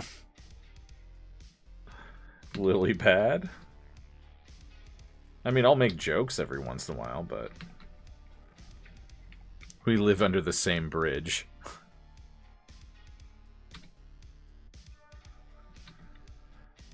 I am not a troll.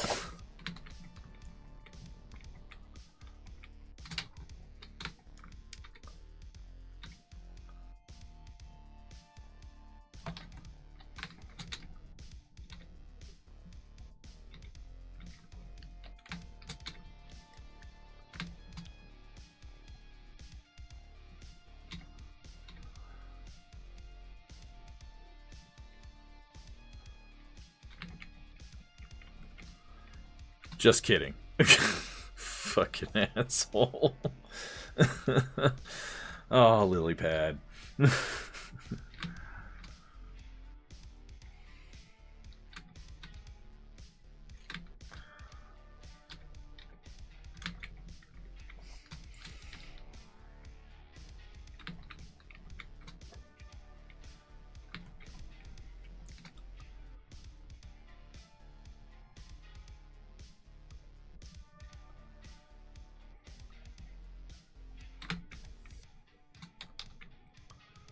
Maybe it should be like so. Or he should be like so.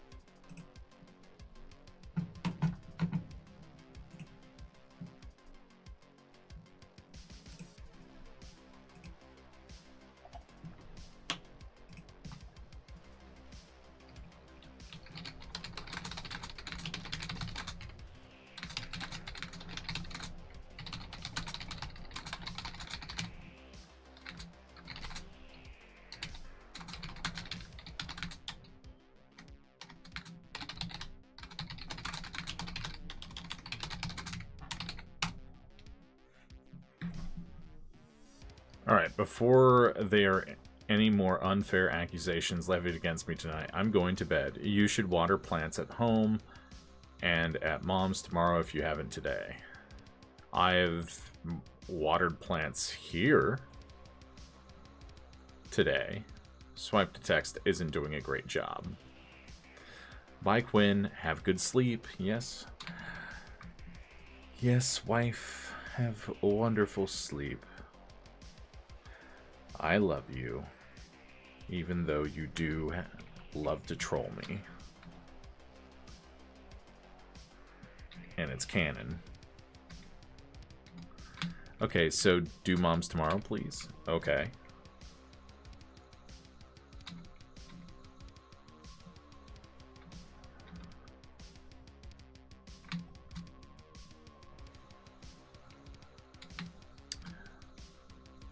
Good night.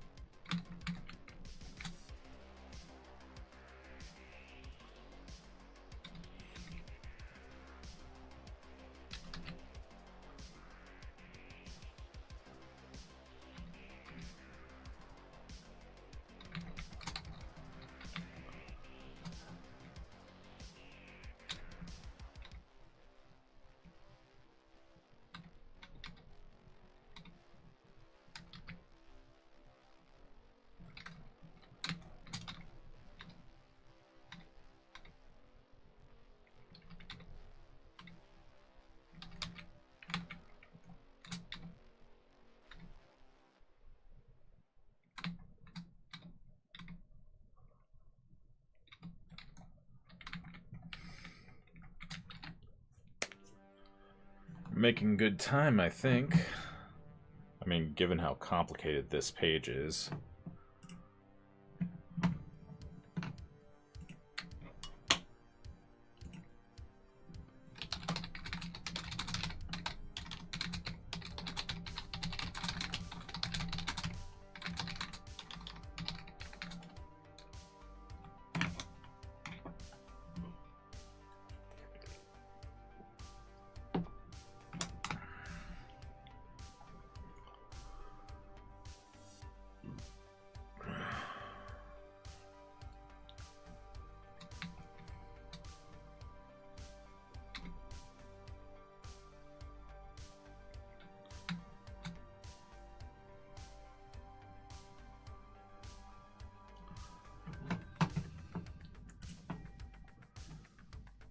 All right. Talking to Phoenix about joining the team, the XGR team.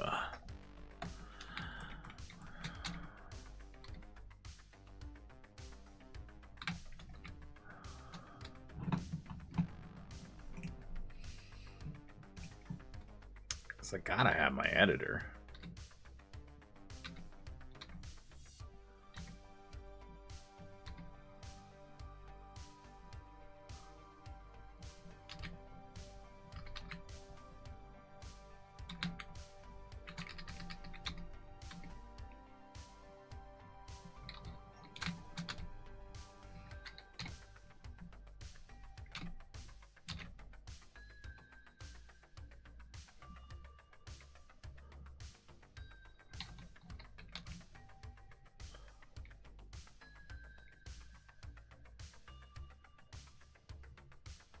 Yeah, that's good. I can tweak it as I go.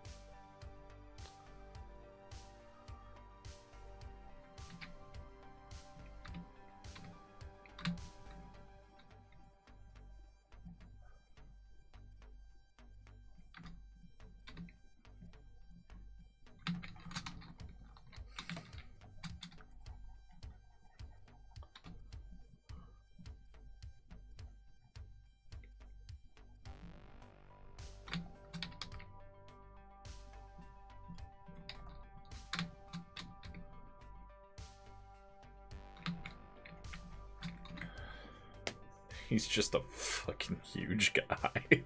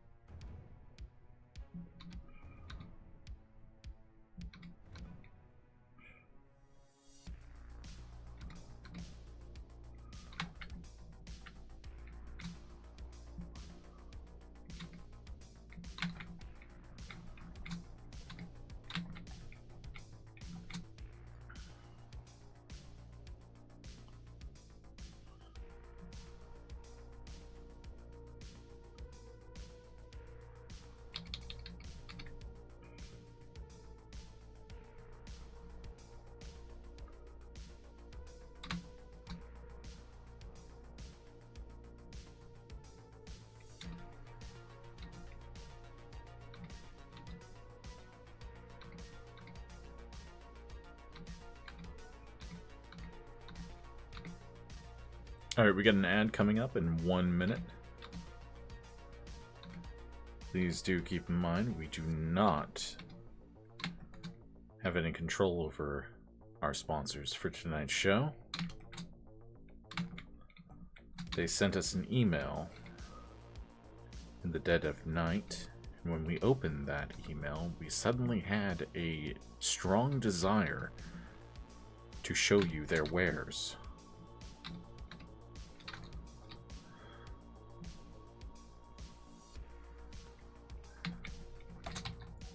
And it said, repost this or else.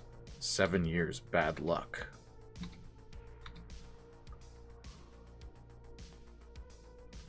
You heard it here first, folks.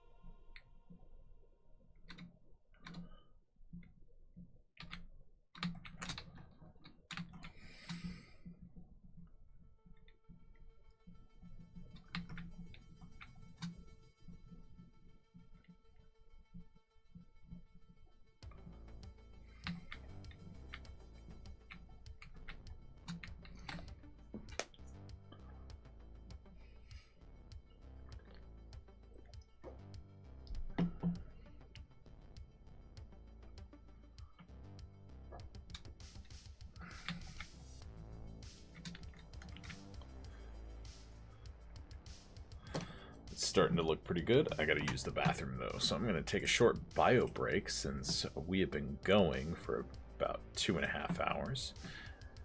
And I've only taken one break so far, so I will be right back.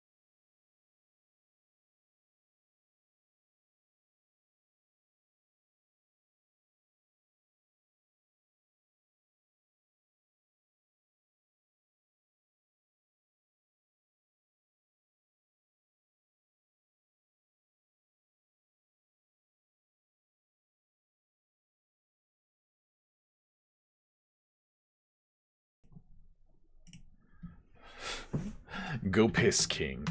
I have to race like a piss horse. I had to think about it. Be right back. I'm having conflicting thoughts about continuing the art or feeding the pets first.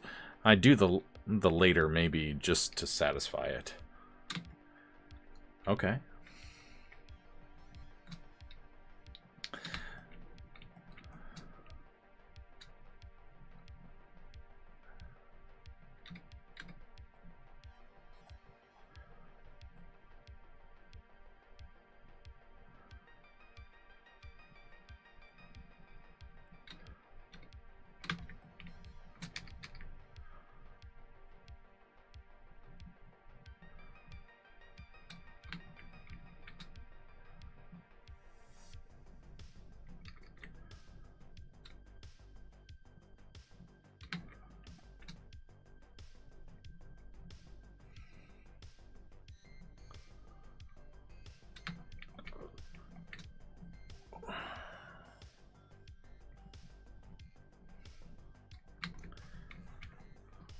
think I can pretty much just invent the, I will need to create a design for the clerk, though. I think she needs to have at least more distinct features. I don't know if she'll be a recurring character or anything like that.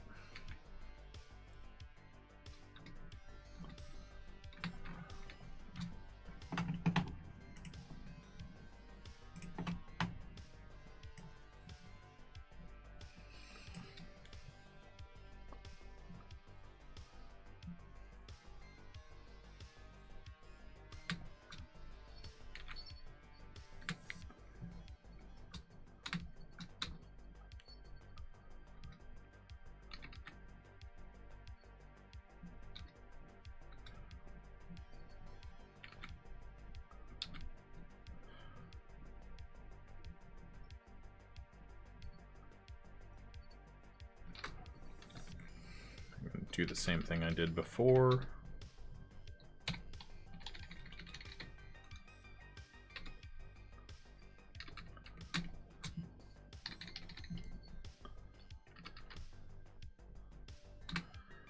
Retro2114, howdy. How you doing, first time chatter? If you're new here, we're working on the Cyberpunk battle manga and taking your ghost stories in the chat as well. So if you have any ghost stories, feel free to drop them in the chat, and I will read them in a pleasing cadence. This is kind of what we do every once in a while on the show. Sometimes we talk media, sometimes we talk weird stuff, sometimes I go on rants about, well, science.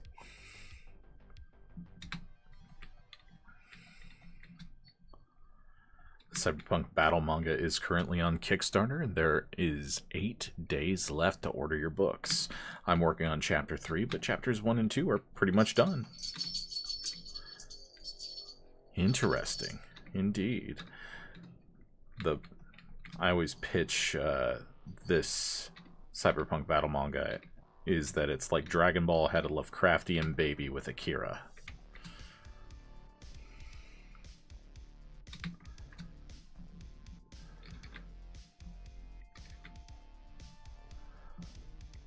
Just trying to get his horn clusters right.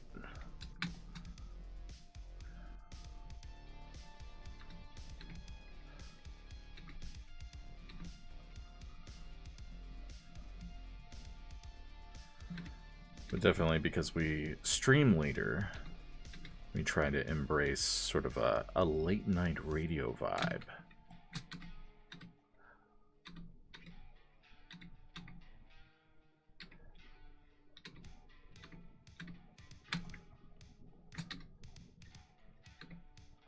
I dig it. Yeah, yeah. I mean, some nights the Persona and ASMR vibes. Nice artwork too. Thank you, thank you. Yeah, you can read the first 8 pages on the Kickstarter, which is pinned in the chat, and there are 4 pages from chapter 2 there as well.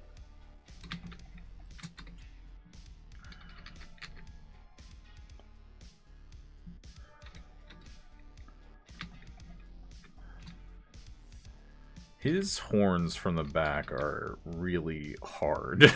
Let me go have a look-see. Oh, thank you, thank you. I appreciate the look.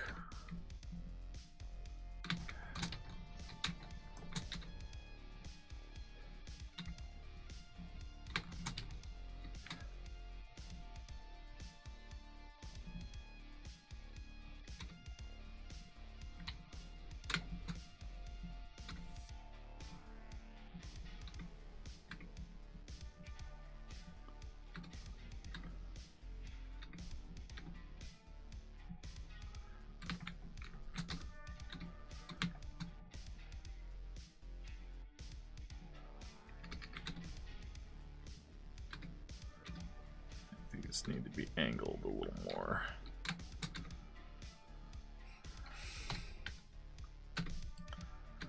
Ah!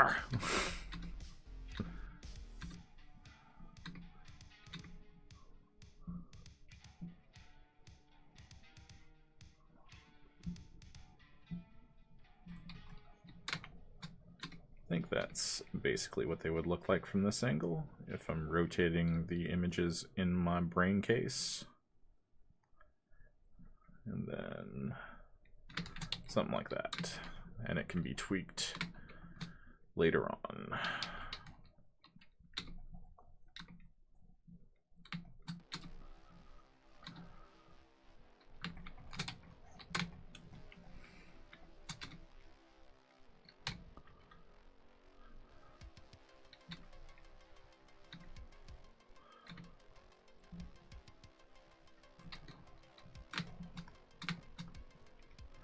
One, 2, 3, 4, 5, 6, 7.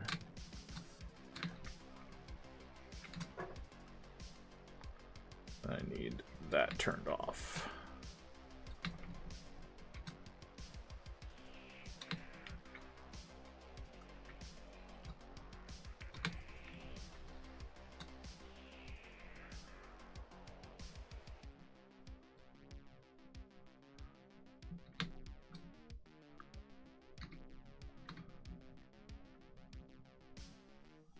And then these, there's 4 of them. Like, I'm really trying to keep him on model a lot more now.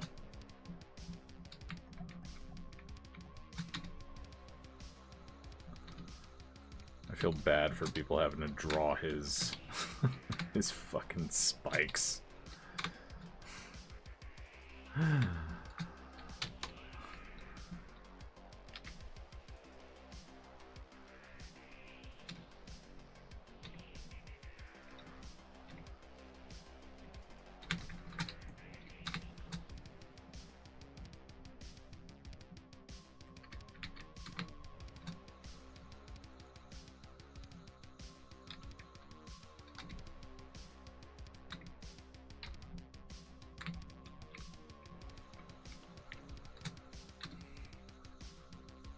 And I need... Where's the bookmark?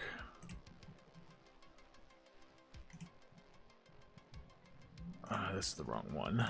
Wrong folder.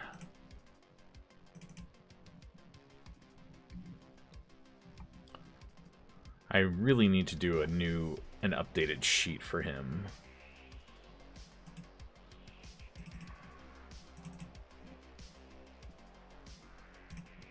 KS examples, reward mockups, bam, peanut butter jam.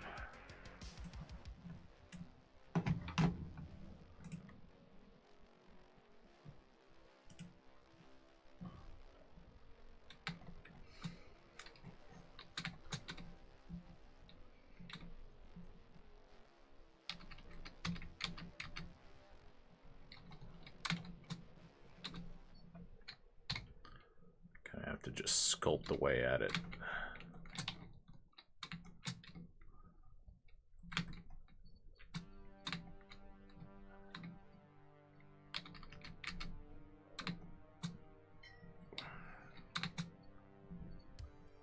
So that it just looks like there are just rows of them.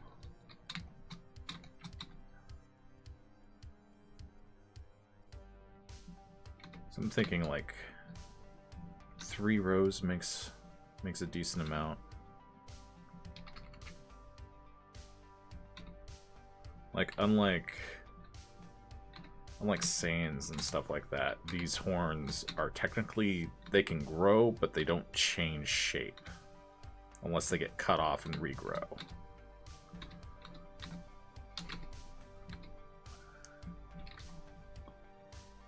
Like, he's basically stuck with this shape for the rest of his life. This pattern.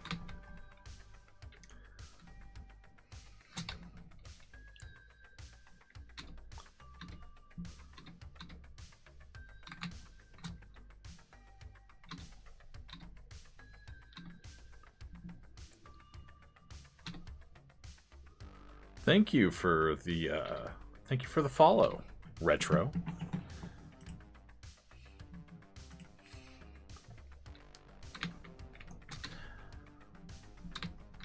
Always love to have new people coming in to the community and whatnot. We're going to be streaming 3 nights a week starting next week because I'm doing Farmer's Market. Absolutely, I just watched your Kickstarter trailer. Oh, thank you, thank you, thank you. I worked very hard on that. There was like 3 or 4 different cuts. And then I want to get the shape so that it's not...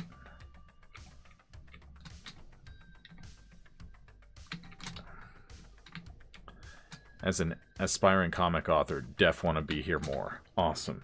Awesome. Love that. And we definitely do our best to support fellow comics artists and stuff like that, especially indies.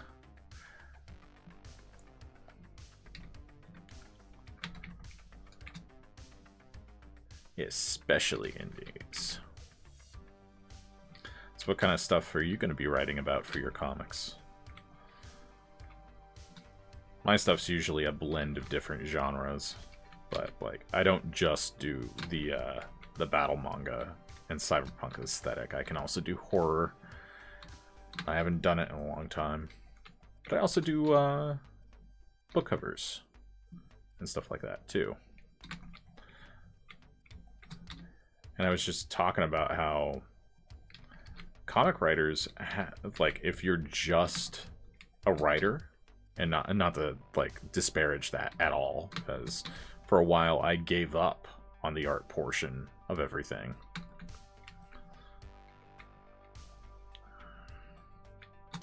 I gave up on it for a little while. Just didn't think it was for me. Thought I was more of a writer.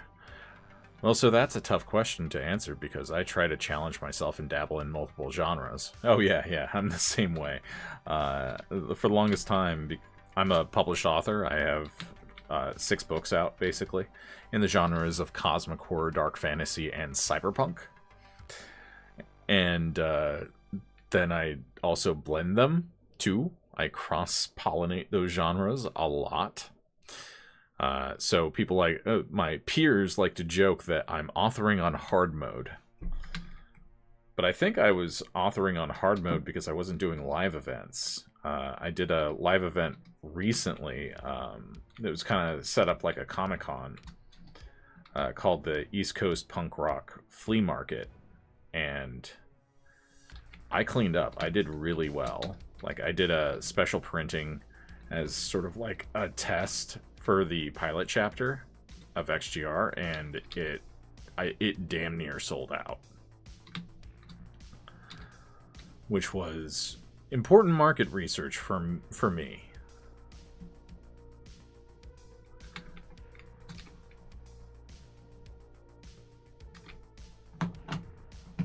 But awesome to meet someone that also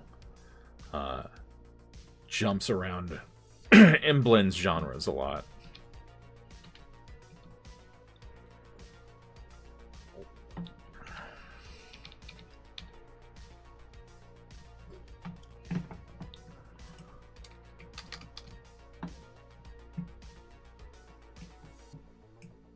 So I do have a set of stories I've written. It's 3 main story arcs over 1 multiverse I've written. 5 books in each story arc. Oh, nice.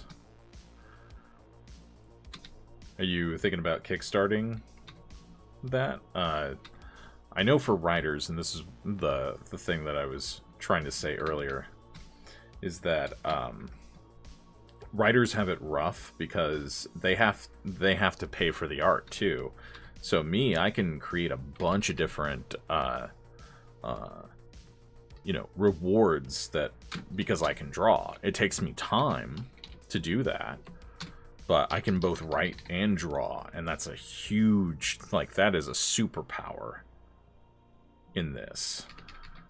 Like, I'll also pay for art for, like, the variant covers and stuff, but those are more OC I've created using inspiration of some of my favorite franchise characters like Ninja Turtles. I'm a huge Ninja Turtles fan. In fact, my style is very much influenced by Akira Toriyama, obviously 90s anime, mecha anime and shit and cyberpunk, but also Eastman and Laird's Teenage Mutant Ninja Turtles.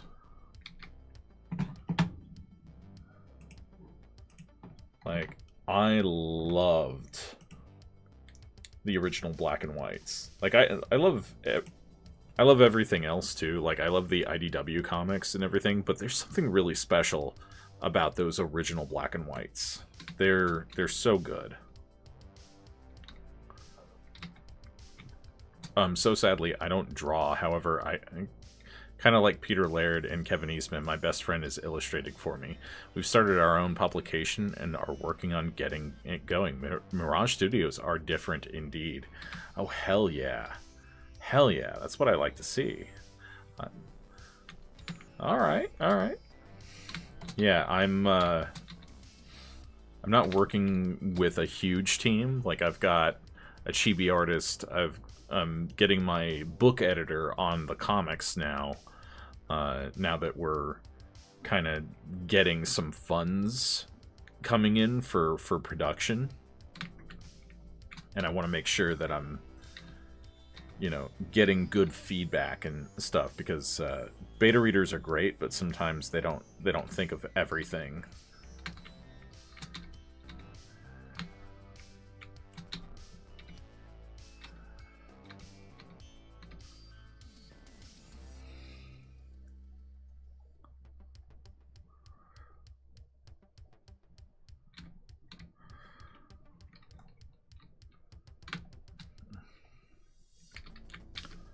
These come up like this. But yeah, dope as hell. Whenever you guys are getting close, let me know.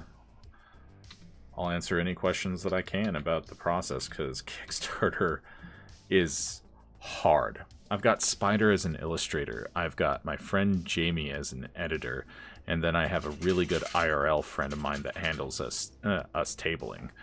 Yeah, I have to do everything. Like, I have to find my tables and stuff. Like, my wife helps a little bit, but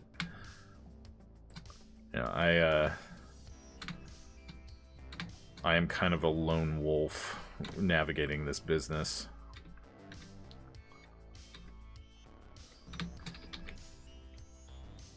It's like my wife doesn't know the comics industry the way that I do. And like, I'm still learning too, so that's not like a dig at her or anything like that, but we're just a little small team of 4 friends who wanted to make something magical happen. Yeah, I hear that. I've been wanting to do something like this since I was 12. My Dark Fantasy series, Sulanier's Enigma, this is actually in the same universe, same timeline as that series. I originally wanted it to be like this, except it would be a dark fantasy battle manga. But I ended up not doing that. I turned it into a book series. And I think it works as a book series, but I would still love to make it a proper, you know, comic.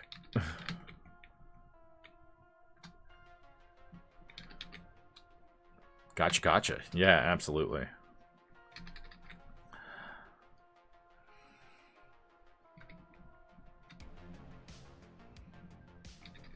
This is a weird angle to do this from.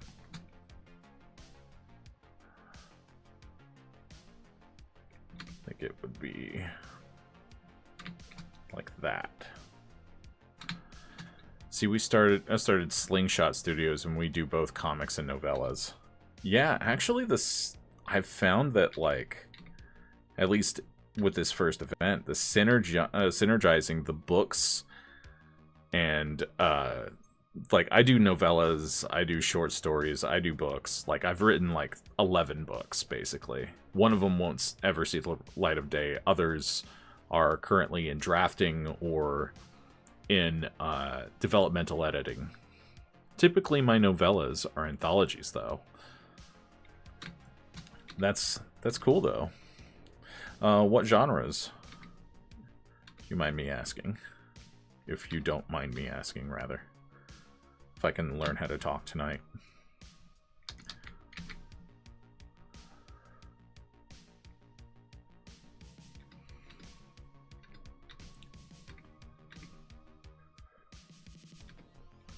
Might need some reference for this one, but we'll see.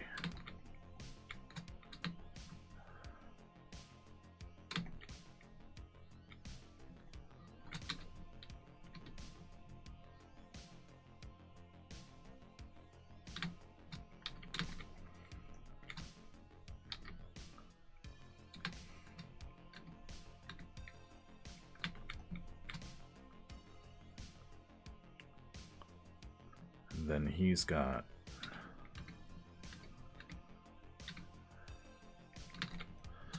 so I have a friend of mine that has gotten me to lean into the dark side a bit and give horror a shot. He's a big horror writer and has kind of brought me out of my comfort zone with a new project, and I wanted the challenge, so oh yeah, that's dope. I write cosmic horror, so I've been featured a lot in the Books of Cthulhu series. My first novel was a blend of cyberpunk and cosmic horror called Echoes of Olympus Mons. I just released a book called Cthulhu Grimoire, which is a blend of detective noir and cosmic horror. I did a post-apocalyptic cosmic horror novel called Mind's Horizon that did pretty well and continues to sell pretty well. Like I have ADHD, so I genre hop a lot. So my OEI and the OEI series, or OEI Archives series rather, is I get it. Yeah. Is a series of novels that take place on different Earth variants. Like, eventually, none of the characters from Mind's Horizon will show up in other stuff, because they'll probably be dead. Or something. Or their story arcs will be complete, and I won't feel the need to revisit them, their arcs.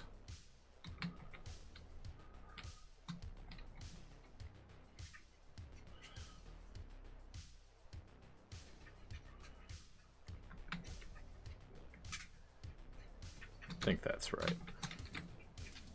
But I also do all of my, most of my covers. I had a buddy do the new Echoes of Olympus Mons cover for 2024. Well, I spent a lot of time around Cullen Bunn, and his original stories have driven me to give it a shot.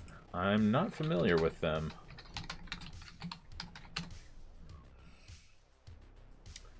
American comics writer, novelist, and short story writer, best known for his work in Marvel Comics, The Dam, The Sixth Gun for Oni Press, and Harrow County for Dark Horse Comics. Nice!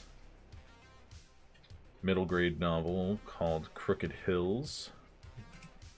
Very cool.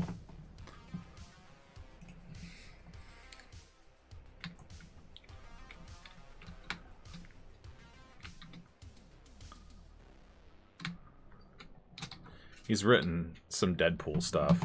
Yeah, I haven't read Deadpool in a long time. That's fucking cool. But his horror books have really just pushed me to try it out. I love horror. Horror is such a good genre, both in film and in fiction. There's so many different, like, awesome subgenres to check out. And it's really a genre that benefits from experimentation too. Like, it's easier to break the rules. One of the things I really loved playing with was Missing Time. We got an ad starting in 1 minute. Please remember that we did not choose these sponsors for today's show.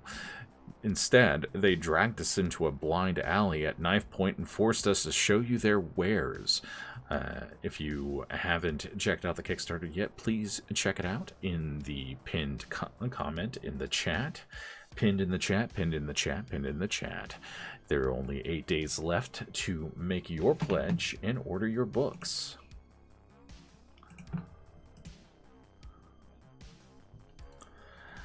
Love Tubi for it. Oh, so I'm on Sling right now, and I've been going through all the Mystery Science Theater 3000 episodes that they have up there. They have a 24-hour channel on there and everything too, and like, so inadvertently I've been watching a lot of B horror.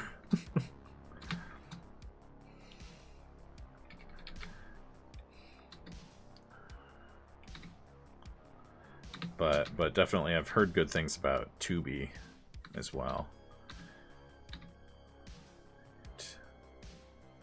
5, 6, 7, 8.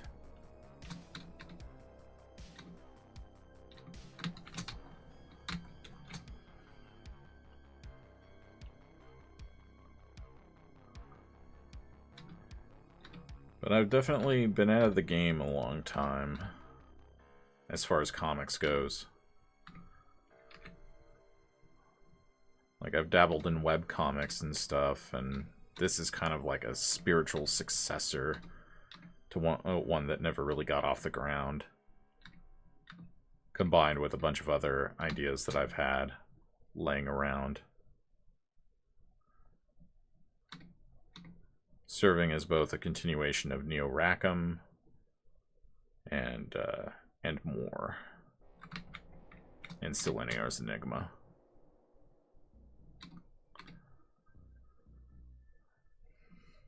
But it's awesome to be able to expand this world and the magic system and everything. Plus, I'm working on a tabletop RPG. Because I'm insane.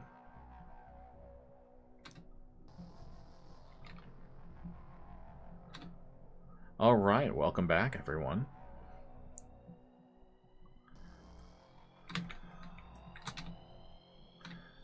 Man, I'm kind of flying today.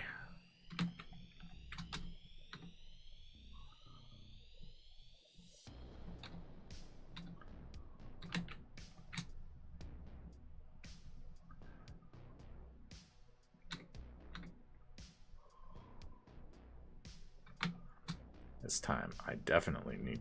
Oh, yeah, that's one of the things I need to fix in Chapter 2. There are panels where he doesn't have his backpack during the opening fight.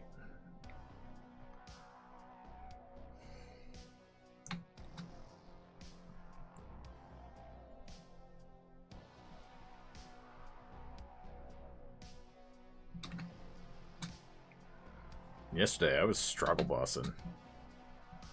I'll tell you. Took me forever to do that page. It just shows you that, you know, some pages are easy. Oh man, you gotta check out the Winnie the Pooh Blood and Honey films. They are amazing.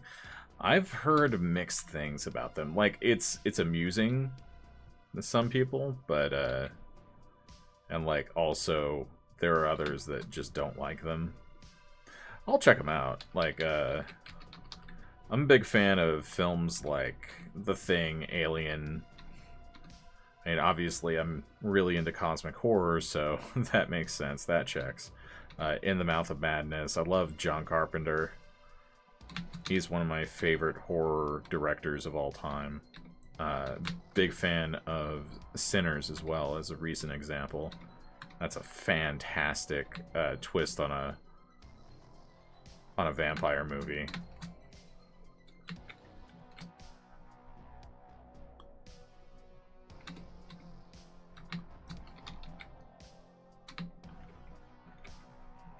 But I also loved Iron Lung. I loved, I really, really loved The Substance. The Substance is a movie that everyone should see. Let's see. Like,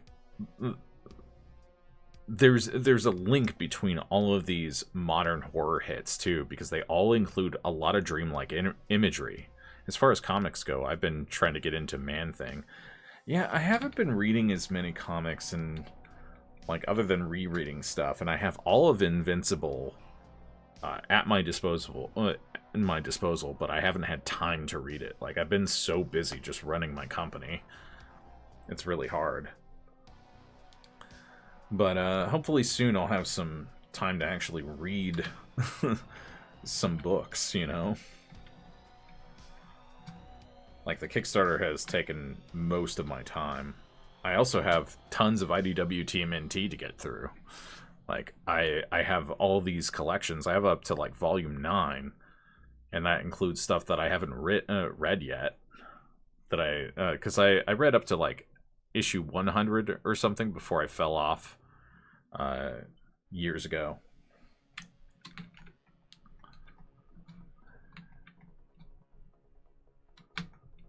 The new Saturday Morning Adventures is really, really good. I haven't read that one yet, just because I'm more of a fan of the Mirage books and stuff. Okay, I want to...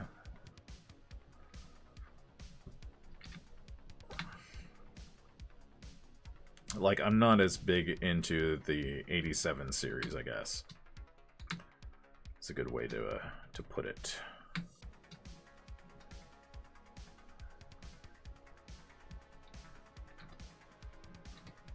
The Daniel Warren John Transformers run is really good too. I have never been like the biggest Transformers fan. Like, they're fine, you know, but I was always more into TMNT and I guess Ghostbusters and lots of Mega Man. Love me some Mega Man. Like, if we're talking robots.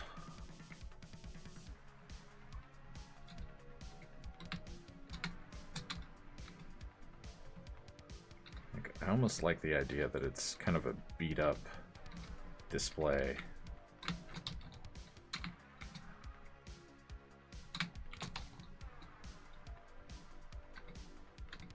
And I want to put some neon lights.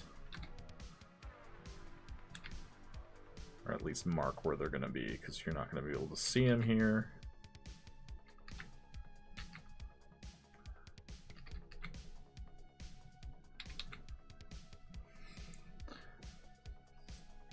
What I was very surprised to get into was a couple years ago, at this point, probably like 6 years ago, the Boom Studios Power Rangers is fucking good.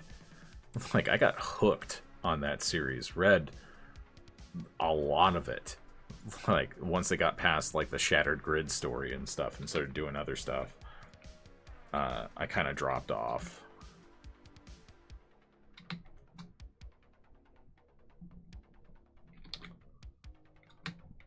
I have the entire run. Is the newer stuff like worth it?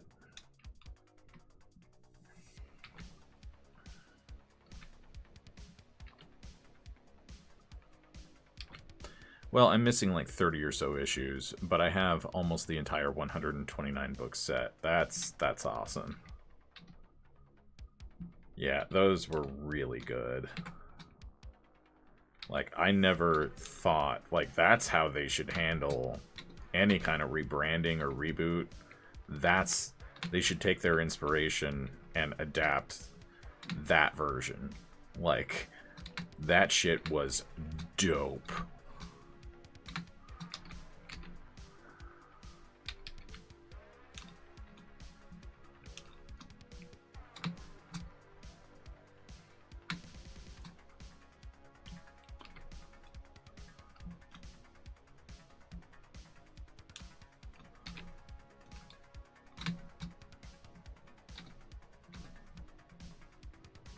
Like, made me care about those characters too. So good. Later on, towards the end of that storyline, Rita ends up turning the Rangers to zombies and all kinds of crazy shit happens. Man, it was insane. Yeah, never yeah, there was a lot of crazy ideas. Like, because they could do so much with it.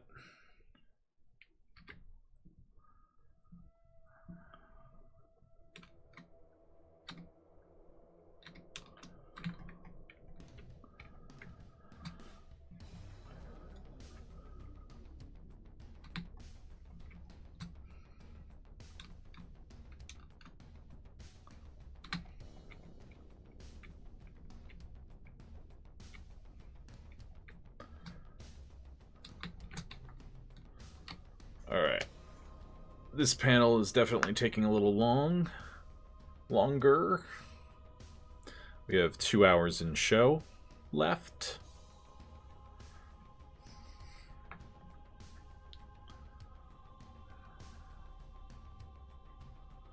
But we're definitely starting to get to the emotional core of these characters. At least a little bit more about Geist. He's not just a short brute. He does have feelings. Well, unfortunately, my time has come and it's after midnight for me, so I'm gonna call it a night, but it was an honor to be here. I had a good time and I'm looking forward to the next one. Why, thank you, thank you. We'll be back Wednesday night around similar time, 8 p.m. to 3 a.m. most likely. So, thank you for joining our community. Thank you for sharing your knowledge, your projects and stuff with us. And feel free, once you have some art and stuff, to show it off as art tax. You don't have to raid to do art tax. I don't always talk about that, but I guess I should be more diligent in letting you guys know that that is a thing. I think I'll need a different vanishing point for that.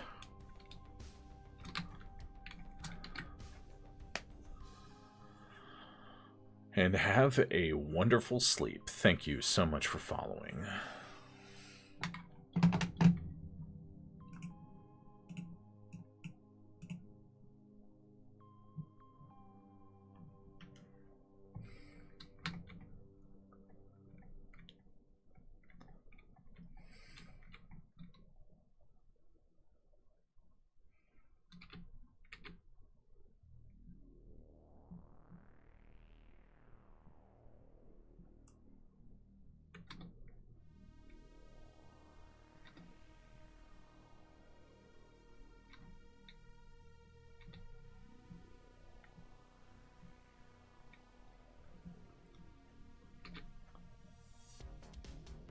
Something similar here.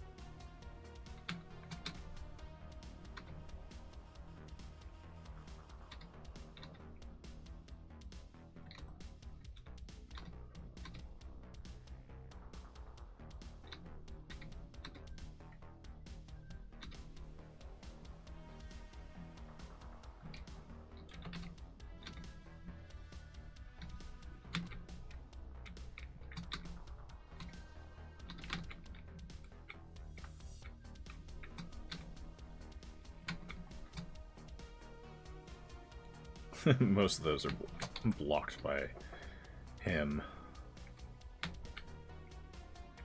being built like a brick shit house.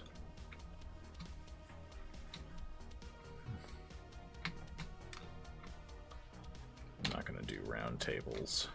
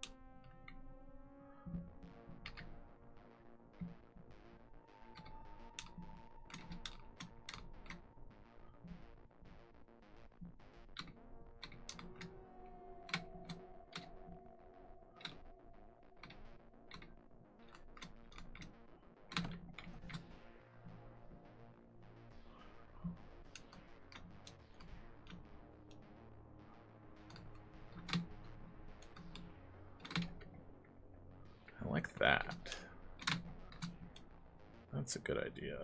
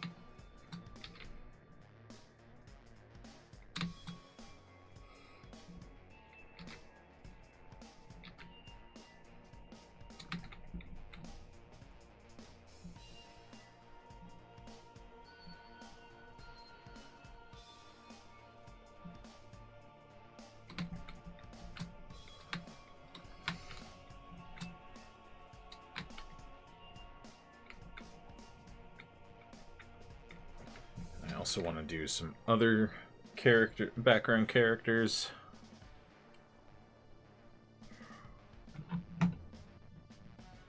So that they can talk shit about Geisen.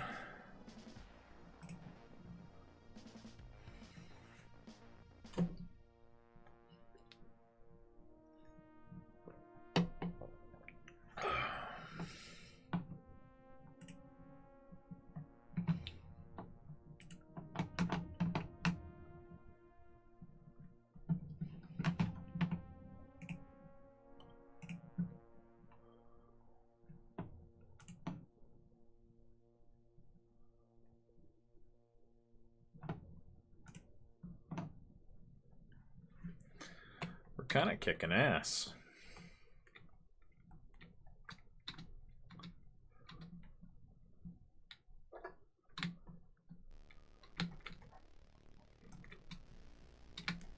Then I need the Creo sheet.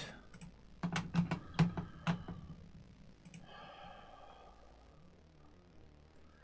think the next two panels are a little easier, even though they're a little on the cluttered side. Not too bad. Not the worst I've ever done. We'll say that much.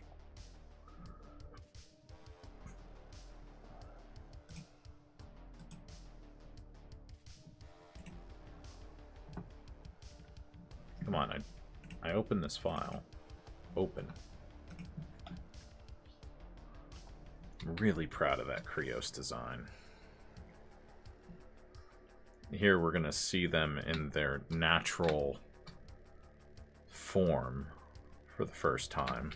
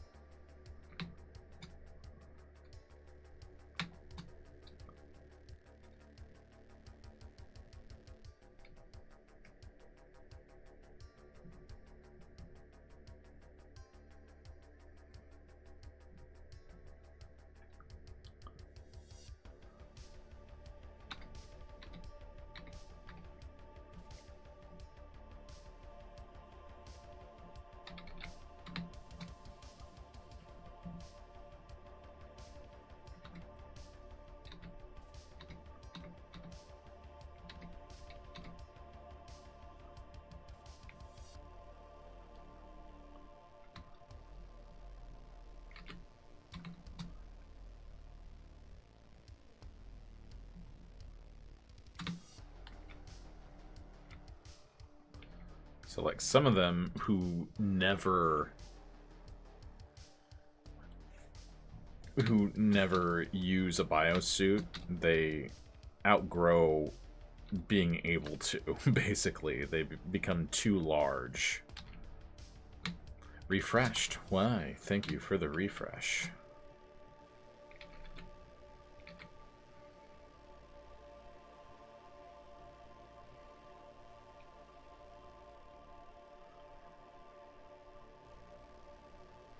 This is a radiation emitter that's because the Krios consume radiation.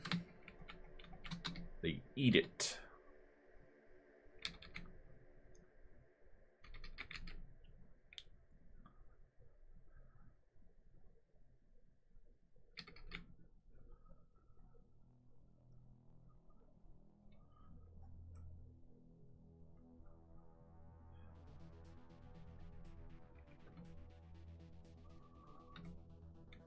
There's like a battery meter for that there.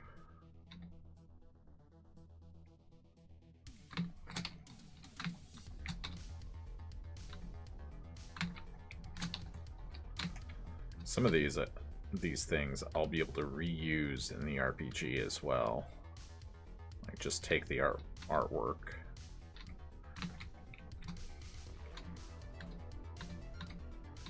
And port it right into the rule book or something. Copy paste. And then edit it.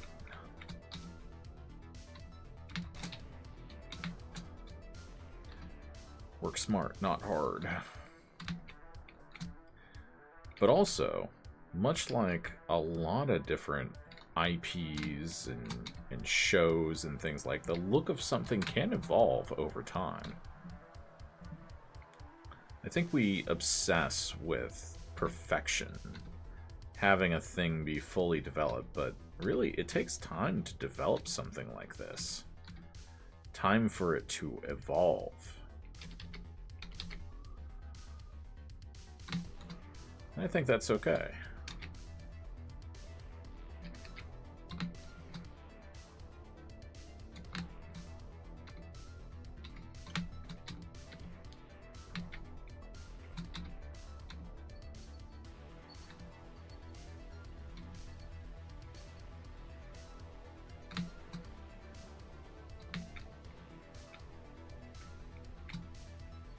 I'm not sure how I'm going to detail these tables.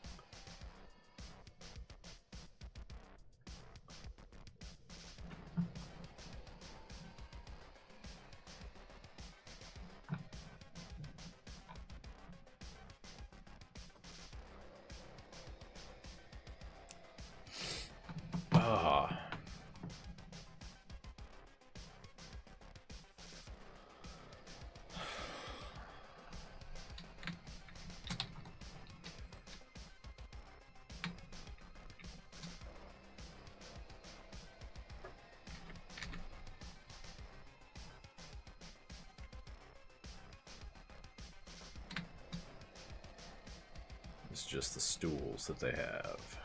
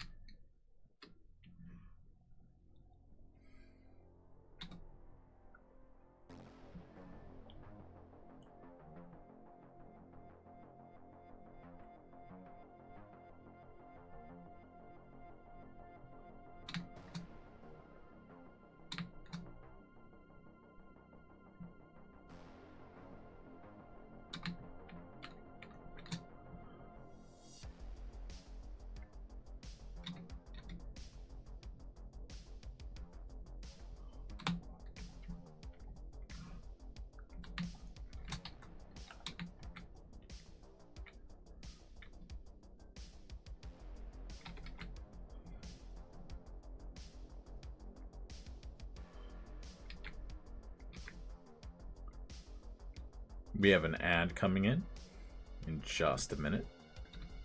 I think this is a good opportunity for me to get up and stretch. Get myself some water.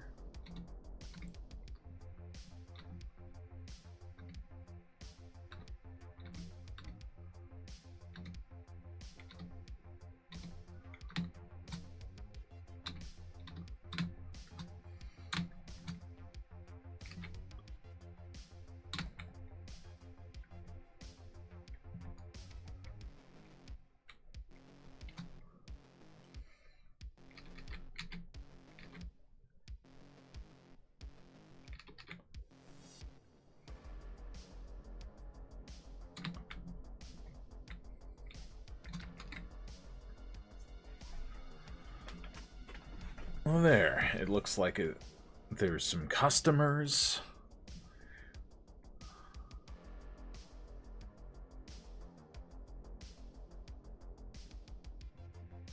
Spreading the file. Good. I'll be right back.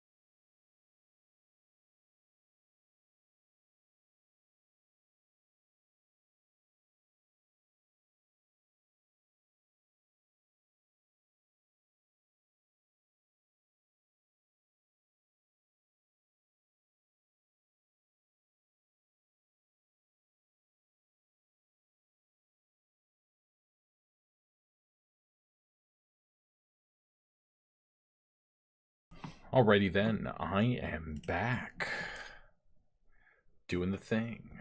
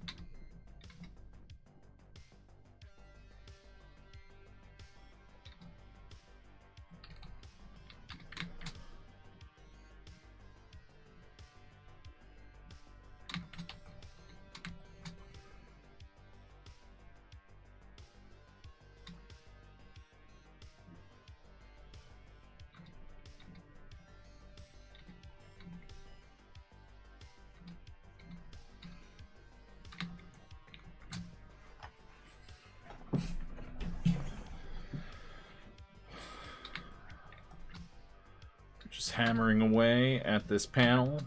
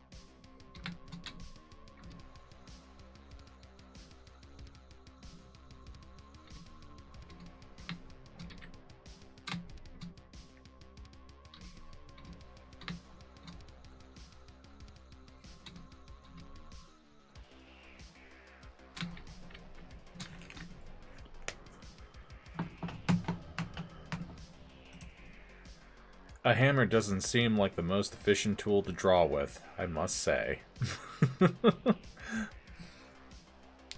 A hammer. Are you attempting to draw with a hammer right now, Nerdy Gray?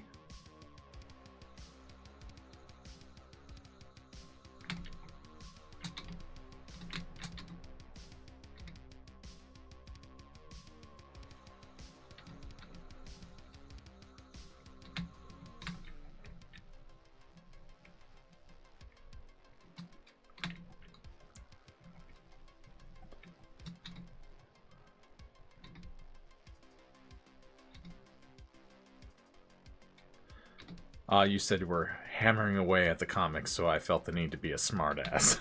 I see, I see.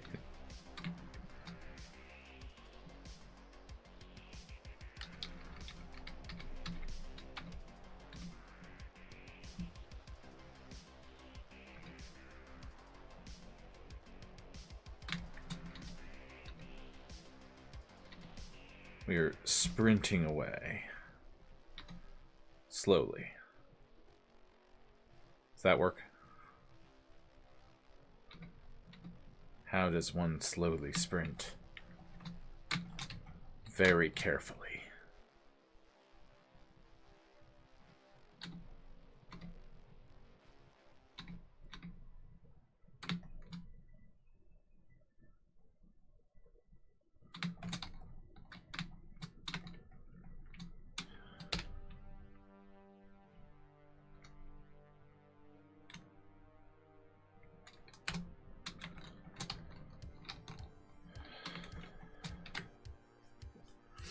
I'm an expert at slow sprinting. It's the fast stuff that I struggle with. Yeah, it's panels like these that, like, I'm going at a decent clip, don't get me wrong, but it's just, it's 3-point perspective, and there are just a lot of characters, a lot of background characters and shit. So, it makes sense that it would take a while.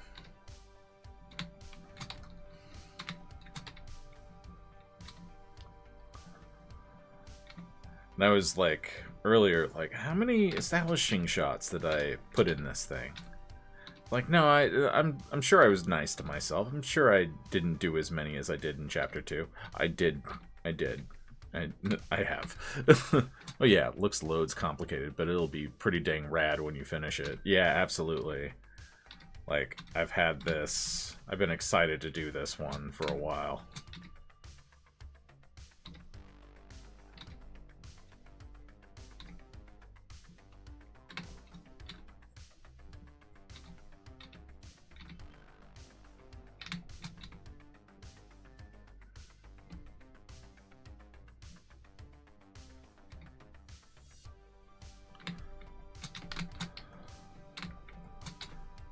I can't wait, because, like, this is turning out to be one of my favorite chapters I've done so far.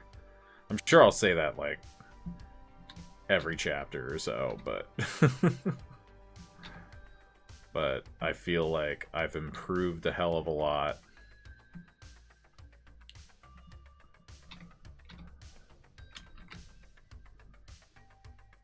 And I think it has one of my best fights, just hands down.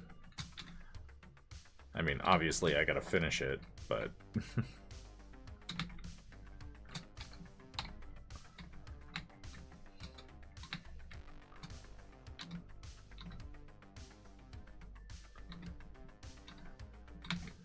I continue to, like, surprise myself with the things that I enjoy doing for this comic, and it's damn near everything.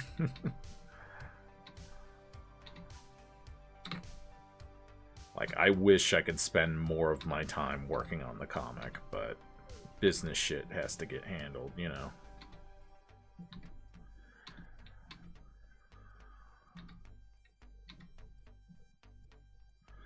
Unfortunately.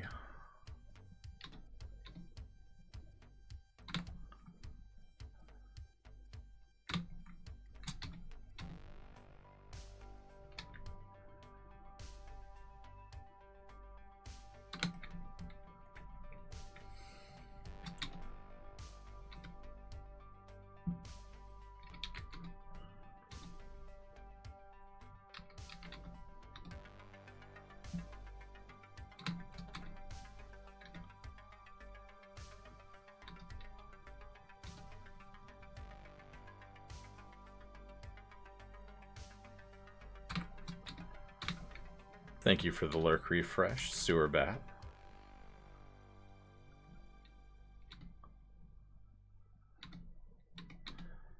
But if you like what you see here, there's only 8 days left in the Kickstarter. And there's a ton of different...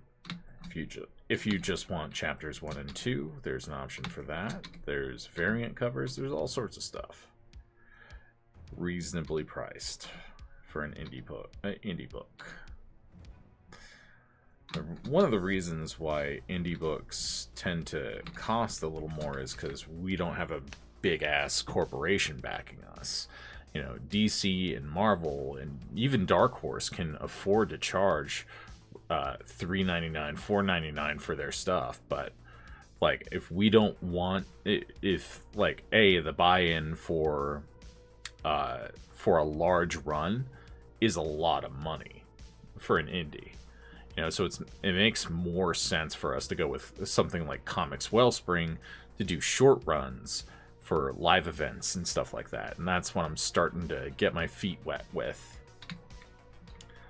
And it's doing pretty well.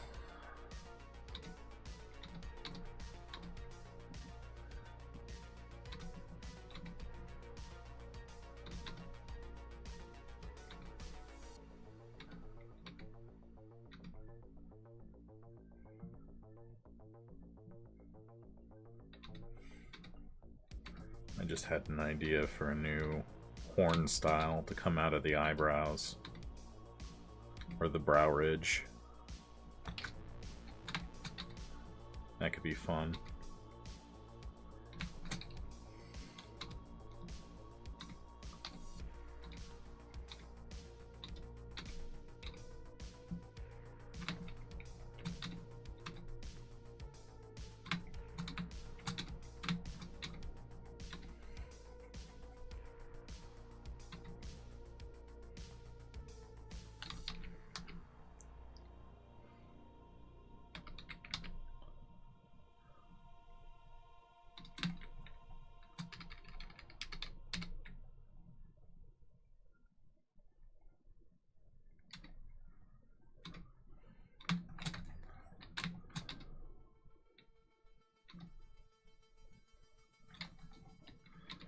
I also want to experiment with just weirdly shaped horns too.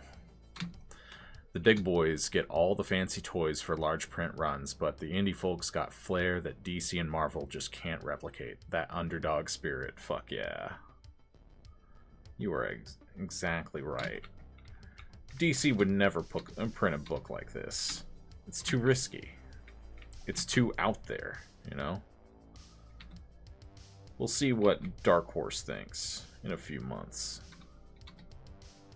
I need to finish the outline, though.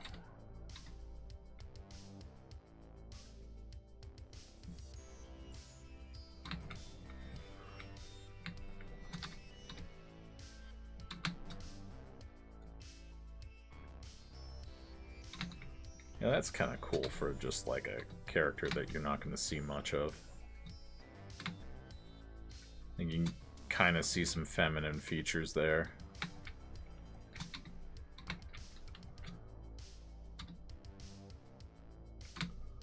Ha!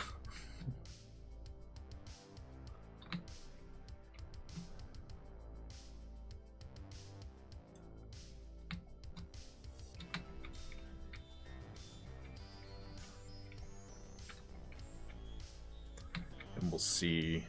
I get that, oh, I spent all this time drawing and you can't even see it. Yeah. Yeah.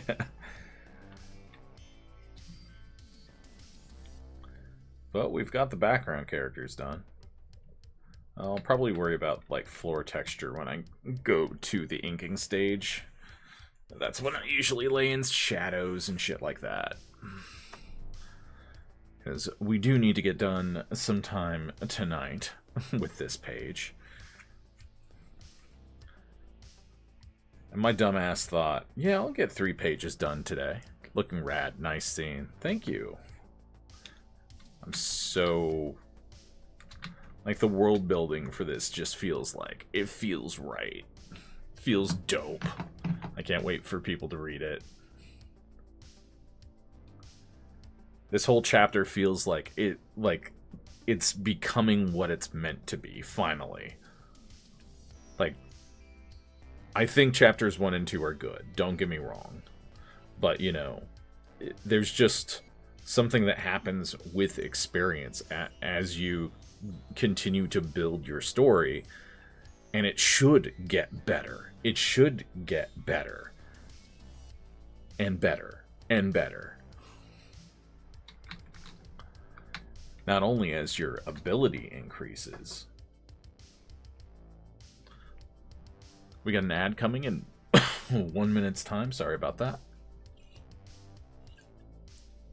Damn, we're going to hit 400 followers soon. Expanding this a little stream community. I might use people in MeatSpace as well. Please keep in mind that we did not choose these sponsors. They dragged us into the dean's office. He had a sinister grin, pointed to his laptop, and lo and behold, there was a Necronomicon there, and Yahya Cthulhu Fatagan. That's the goal, mate. Always gotta one-up your past self and get to that next level. Absolutely. One of my challenges now is going to be not zooming in as much as I sometimes like to. Because it's nice to noodle every once in a while. I'll see you guys back after the ad break.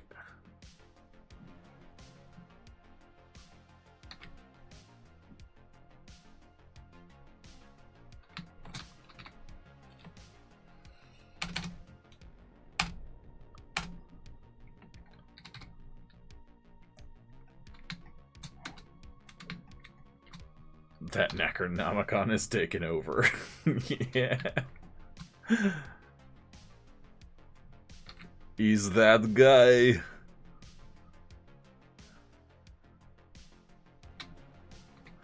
I don't want to hear reroute to or soundtrack to your escape. Maybe I do. Fuck it. Want to hear some In Flames. I'm really proud of myself, you know.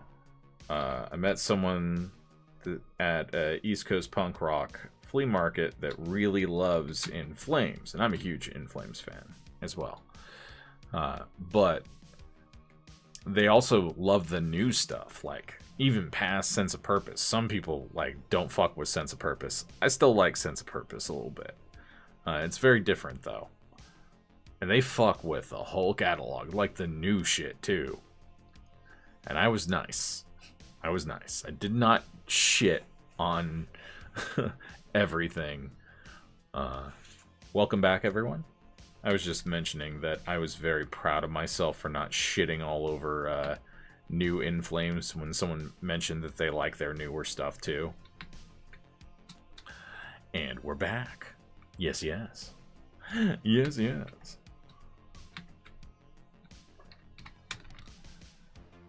Oh, shit. That's right. This is not a complete circuit. There we go.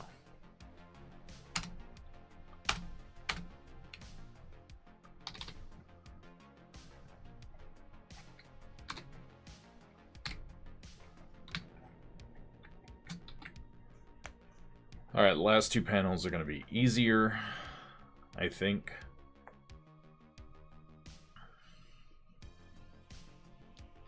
It's a nice chill night, though. Which I'm honestly okay with, because I have been... My social battery was dead after East Coast Punk Rock Flea Market. Just dead.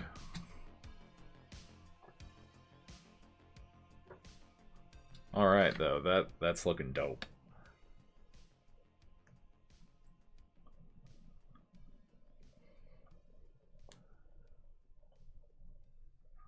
And then I want to add, because I don't know if I'm going to remember to.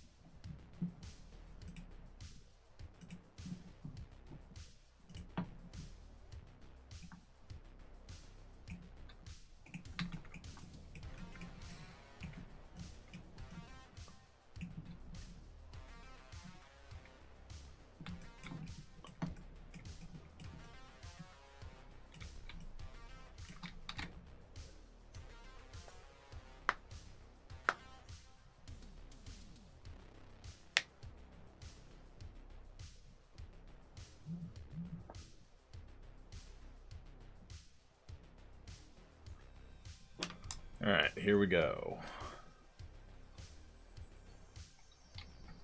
Oh, Jade's on the move.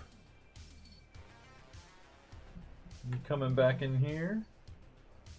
Aw, there's the baby.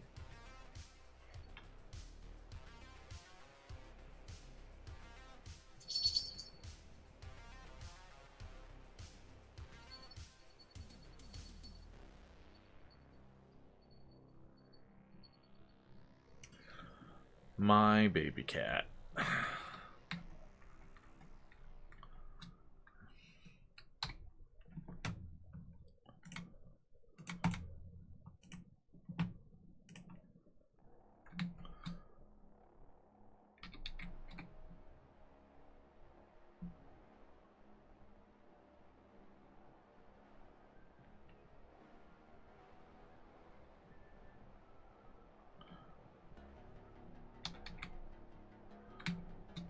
I mean, for one thing, too, I've noticed a big jump in the quality of my work after I stopped using, like, the pencil brushes and stuff. Just use the G-Pen. Just use the G-Pen. Just draw. And refine. That seems to be my favorite processes. I kind of draw like I paint.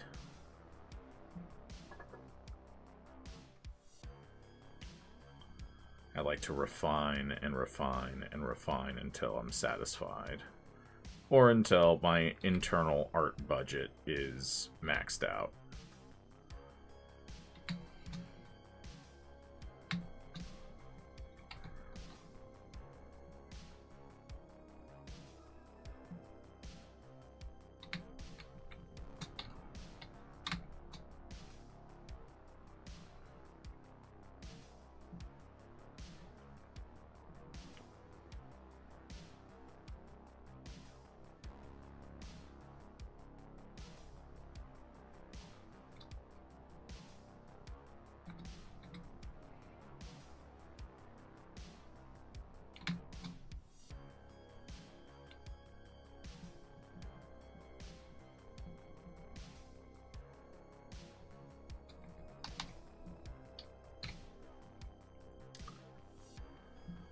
I hope you're all doing fantastic tonight.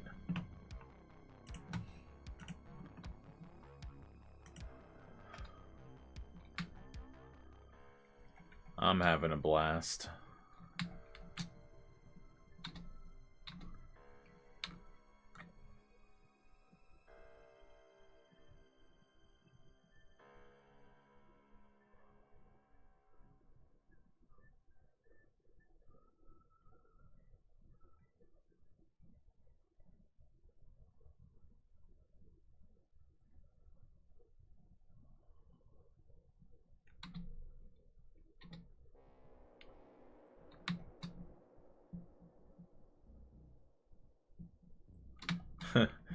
This panel's going to be done a lot faster by comparison.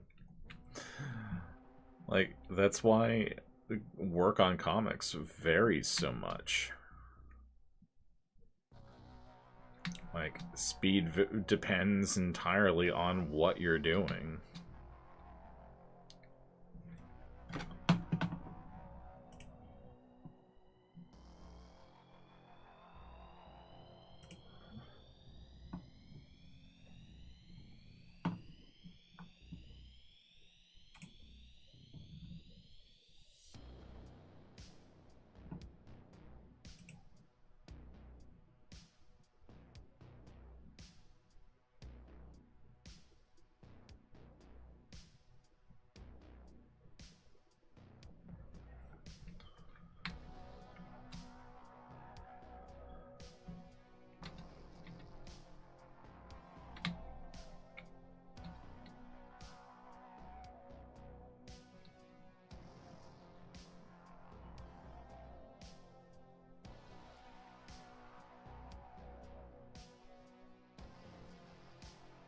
It's such a weird thing to do 3 pages in the time it takes to do 1, then do 1 page in the time it takes to do 3. Like, huh? Yeah, absolutely.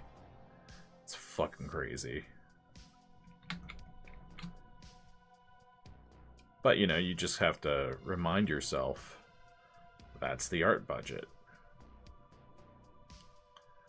If a page is mostly close-ups, you're probably going to spend less time than if you're doing any backgrounds.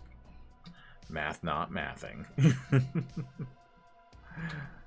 I mean, it makes sense when you consider, like, let's put it in terms of special effects. In the film industry, if you're a director and you're making a film, you know that it takes roughly X amount of hours and manpower or what have you to render a transformation, like a morph or something, as a basic effect example from like back in the day. And that has a cost to it because the morph is like, I think there was a thing that mentioned that someone trademarked it or like it's patented, so you have to pay the patent to use it in your film. Comics isn't really like that. You can use Kirby lines to your heart's content because your work is transformative, you know.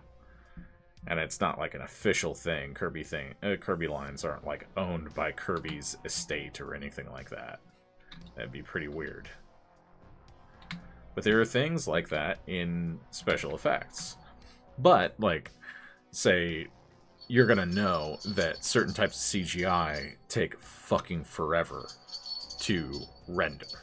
And you need, you know, access to a studio that has the capability to render it quickly, which means really powerful rigs.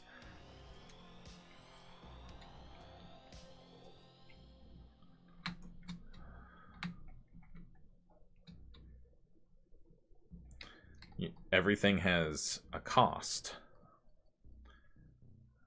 Oh, shit. Whether it's money or time. So if you want to do a bunch of shots of a city, that city is going to take forever compared to, you know, a bunch of headshots, talking heads, as it were.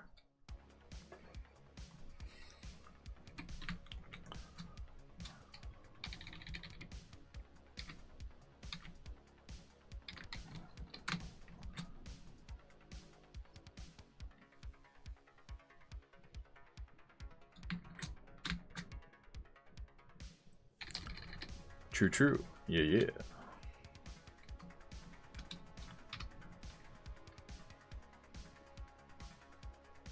Okay, I didn't connect it there. No!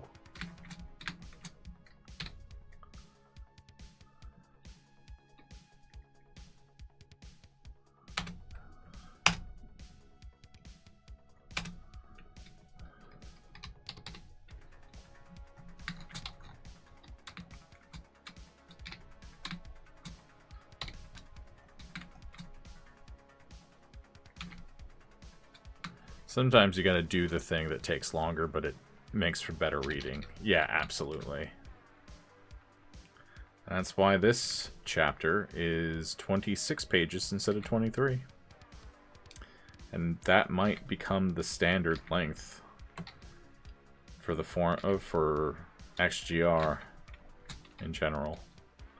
I feel like that's a satisfying chapter length. Keeps you hungry for more. You know, but it will also make for a nice round number whenever we end up going to the volume collections. Sometimes you can, yeah, I already read that. Fuck.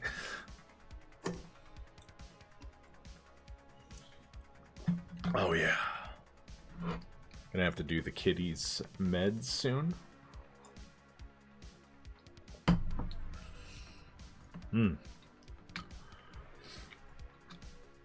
This is going to be a challenge, though. Actually, no, I don't think that it's going to be that hard at all.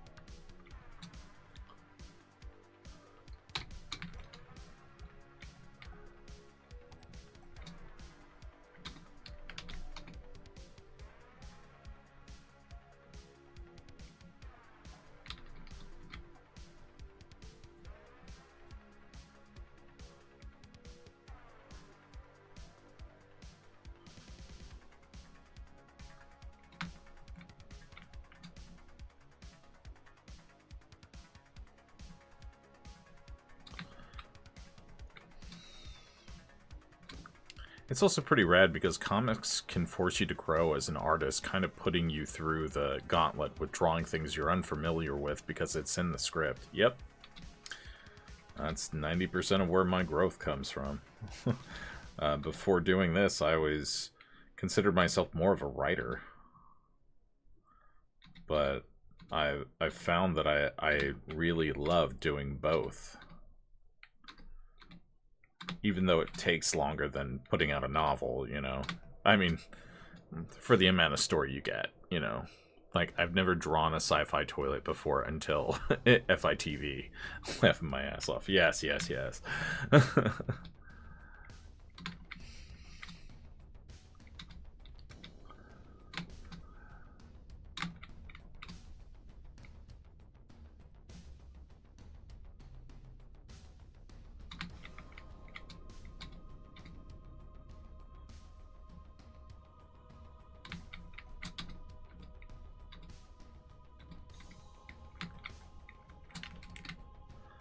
Oh, neat. I was the opposite spectrum. I had an artist background before comics, then picked up writing as I went. I've always done both. Like, you know, in middle school, high school, I wrote scripts and that were intended for comics, but it was later on that in art school that I decided to take up writing novels, and I haven't looked back since. But I was dealing with some massive artist burnout from being scammed by the Art Institute, so I just kind of had to recover and slowly like retrain myself after the burnout, because I've gotten burned out a couple of times. But damn it, I don't know why it dropped the guide. That's annoying.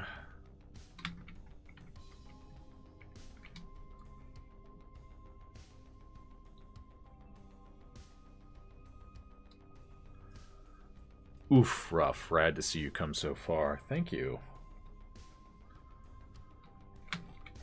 Yeah, now I have a fully funded Kickstarter and everything, and doing live events and shit.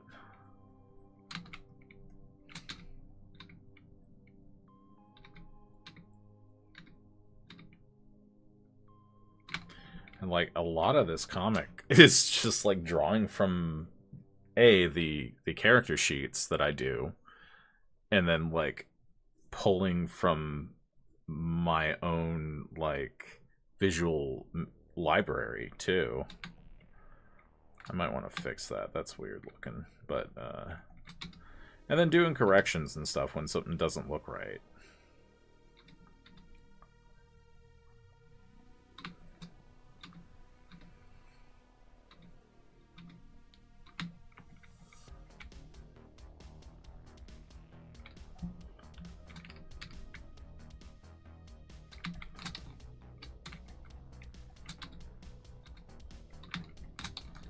I'm not sure. Oh, I have them do like an ACOS drone.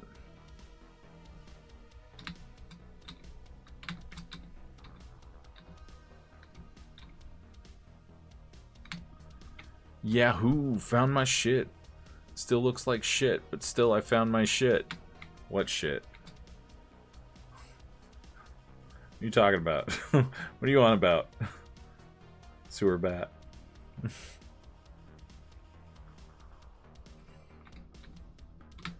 What shit? My art shit. Oh, what's wrong with your art shit?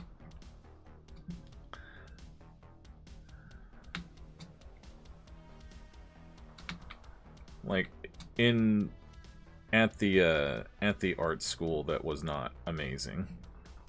They would encourage us to throw out our old artwork, and I don't really agree with that. So everything's kind of a stepping stone, you know what I mean?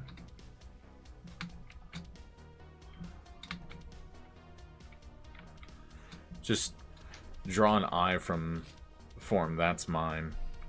What? Yeah. it's some of that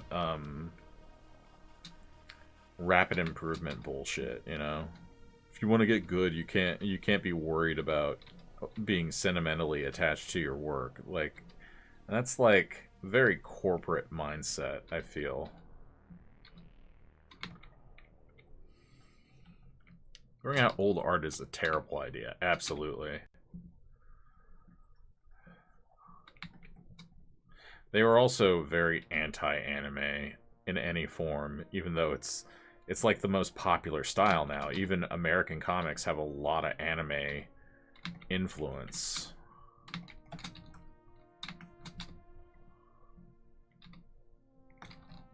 So it's kind of interesting how the industry has evolved since, like, they didn't know what the fuck they were talking about. Like, nobody likes that shit. None of that shit's good. Turns out there's some really fucking dope-ass anime. I love looking at older art and picking things I don't like to study. Can't be sentimental. Art is sentimental. That's the point. Yeah, absolutely. But that whole school, you know, it was a very corporate mindset to everything. And then she's got...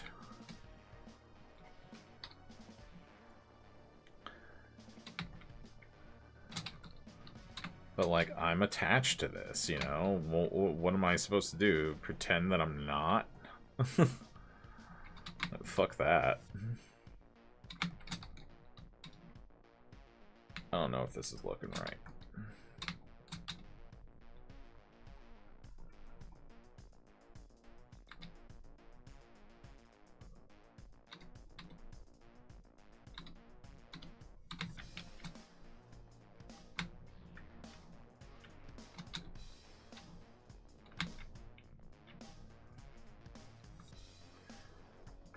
Oh.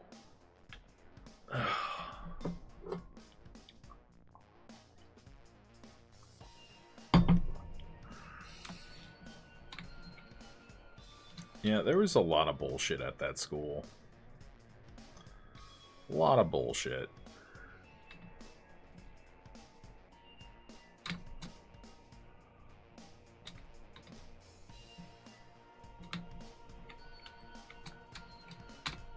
This needs to be smaller.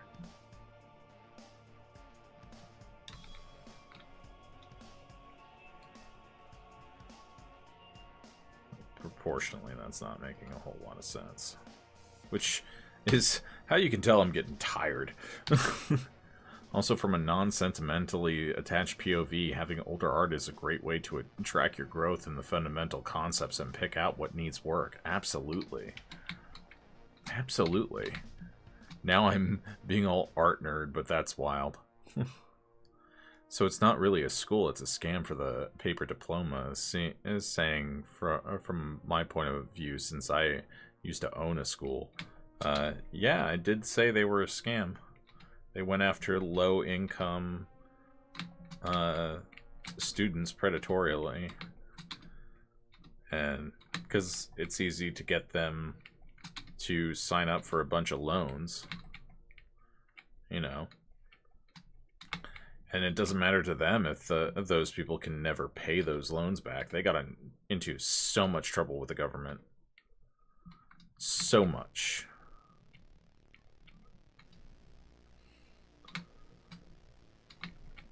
But thankfully, all of my student loans have been forgiven. Because that was some bullshit. Like, imagine being told, you can be the next Stan Lee. You know, at a school that doesn't even do illustration as a degree. Like, it was media, arts, and animation or nothing. Like, that's bullshit. And this lady dressed in a leopard print dress, too. I was 18 and dumb. What a broken business model. BS. Yeah, I mean, but that's the... For-profit schools, and don't even get me fucking started. They need to be abolished.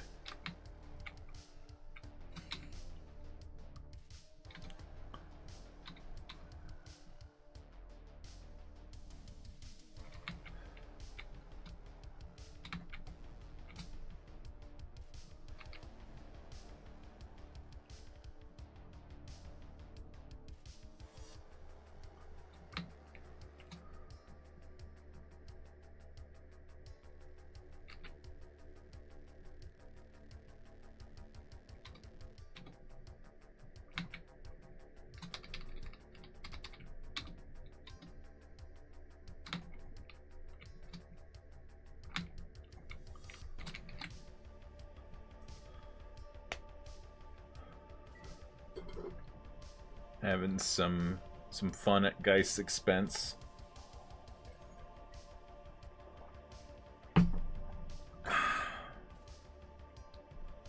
And that's the best kind of fun.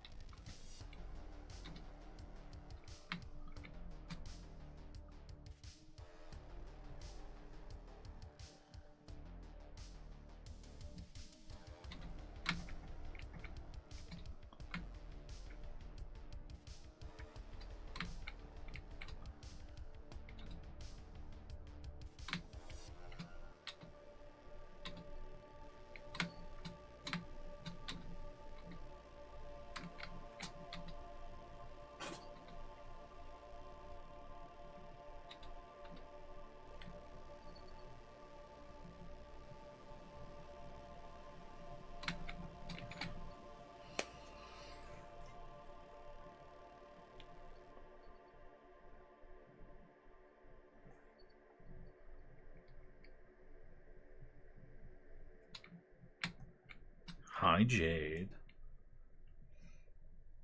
I think you got a little bit of kibble in there you can munch on.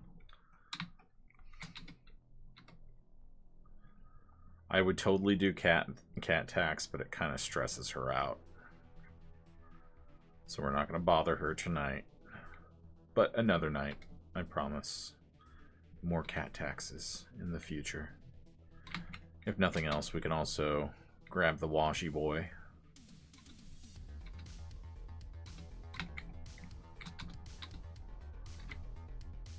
Try not to stress my cat out. My poor blind kitty.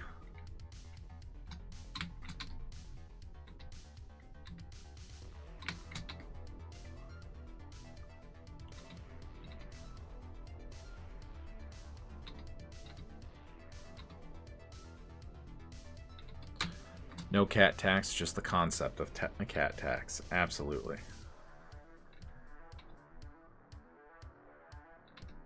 I mean, I could get Wash, but I don't want to encourage him to be a butthead.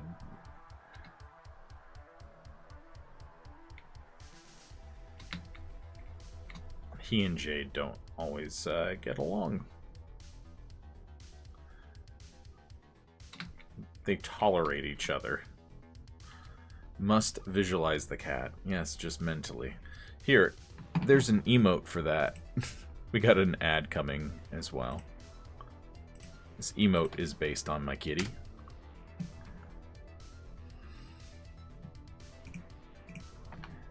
And then there's also, if I remember, there you go.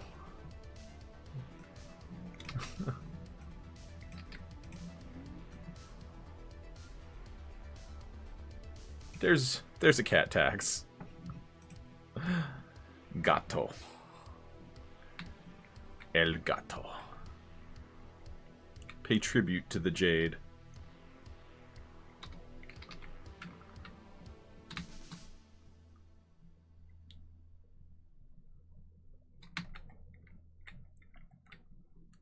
Cat tax achieved. Yeah. Hey, it fits up right in that corner.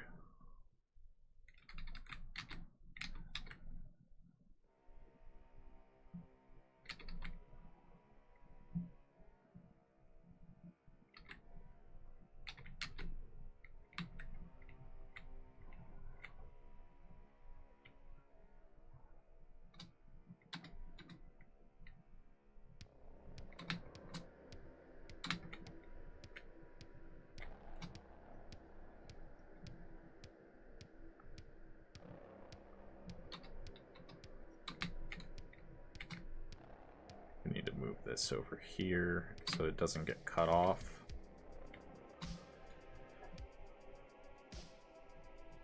Which means I want to do the balloons first.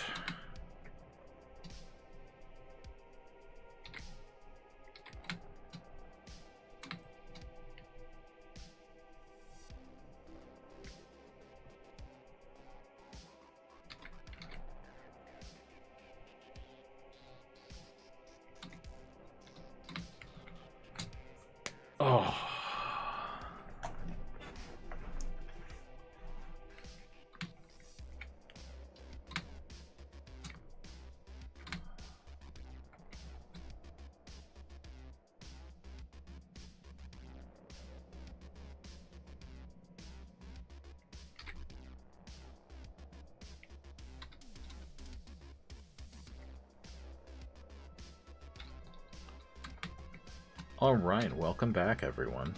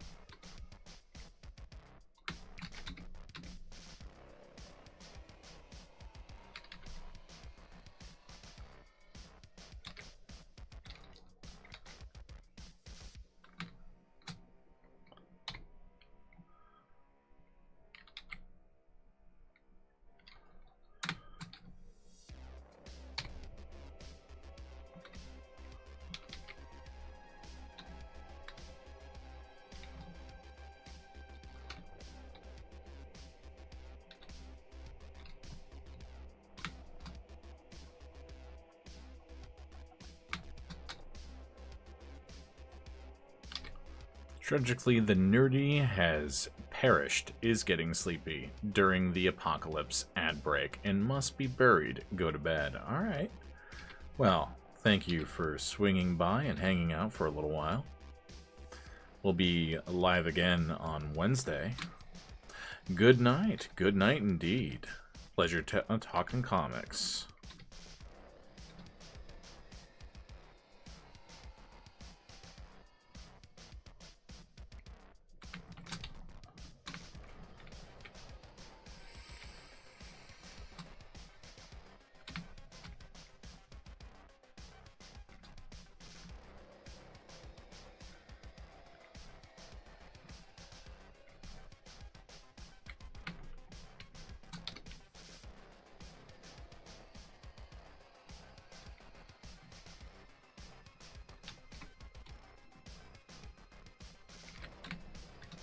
Where did I not?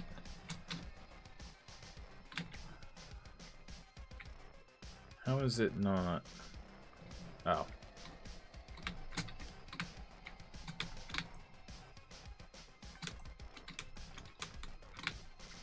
There we go. Good night, nerd.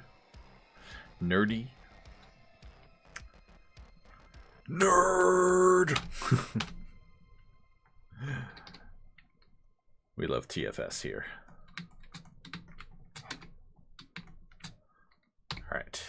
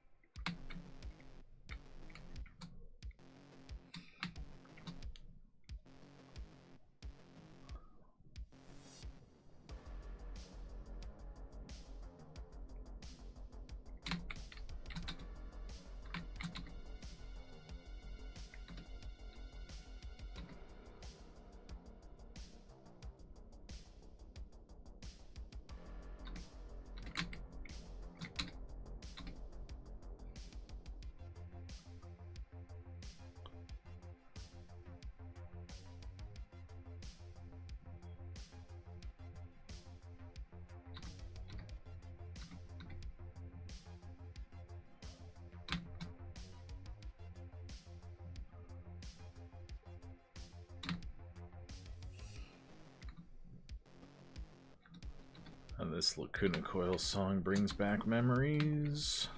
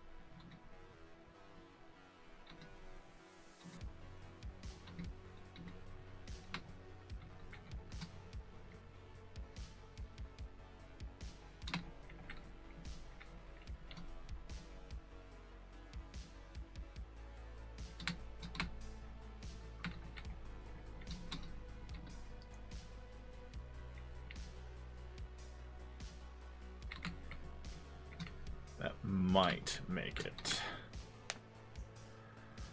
I think it will. I don't think it'll be cut off.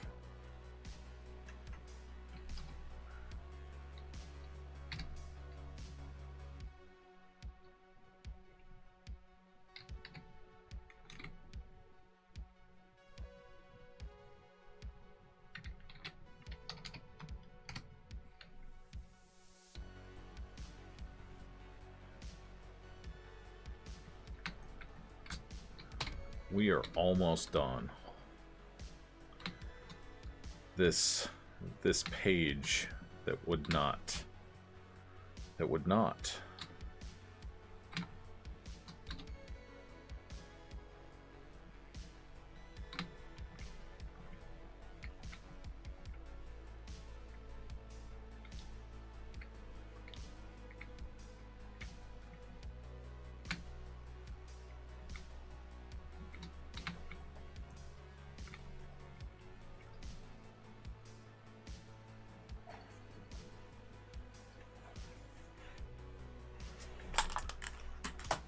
Alright, I'm gonna handle the cats. And I'll be right back.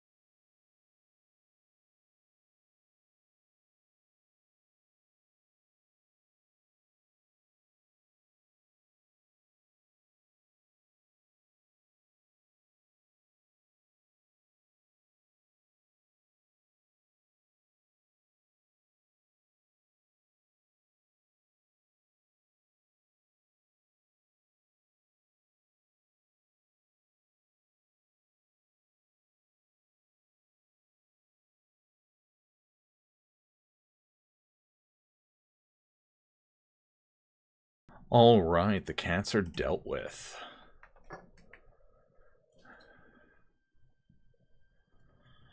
Welcome back, everyone. Just a few more little touches I want to do.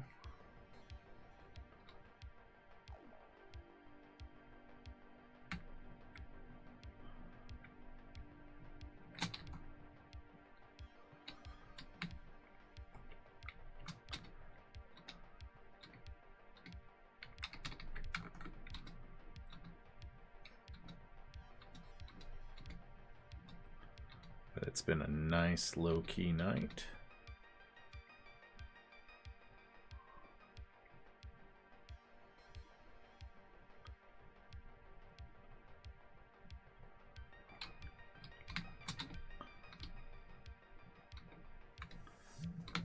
As soon as I'm done with this,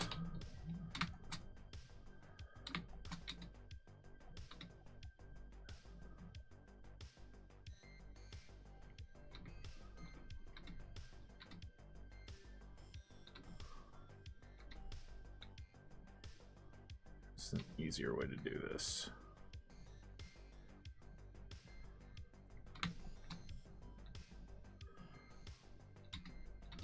They're really just cylinders.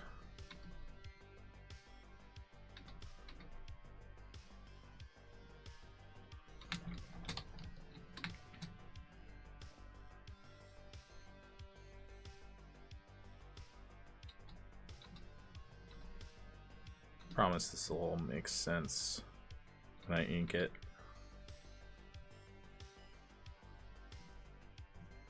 I'm also going pretty fast because I want to be done.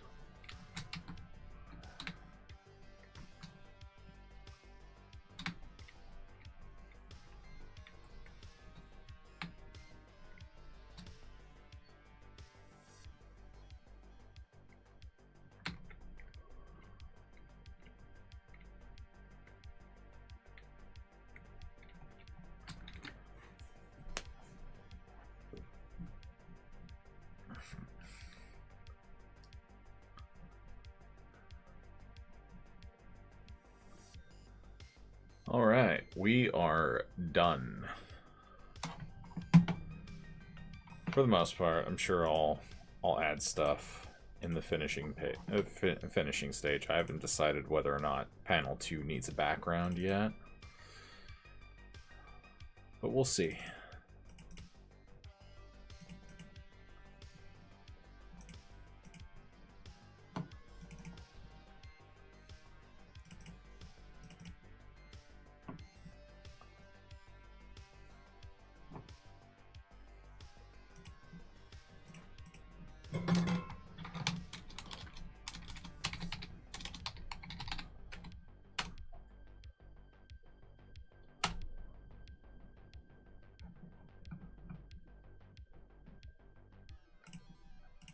And let's format this sucker.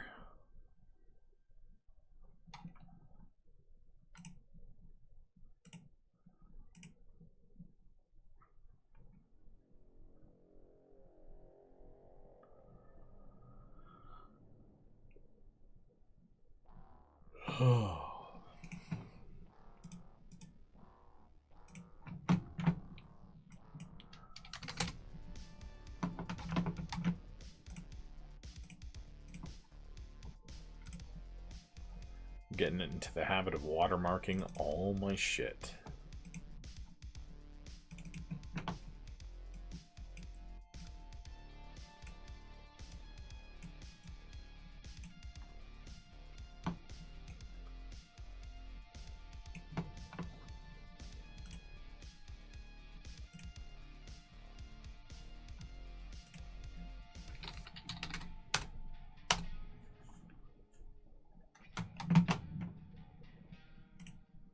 Time checked. Almost 5 hours. Yes.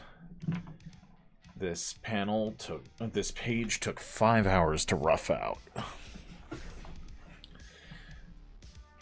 Hopefully it'll take less time to ink. And then tone. Because I'm not sure I want to color this one. That background would probably take a little while. But we'll see. We'll see. I haven't selected the color pages for this chapter yet. I have an idea, like it would be nice to do the fight in color, maybe. But yeah. Let's see, what's the next page?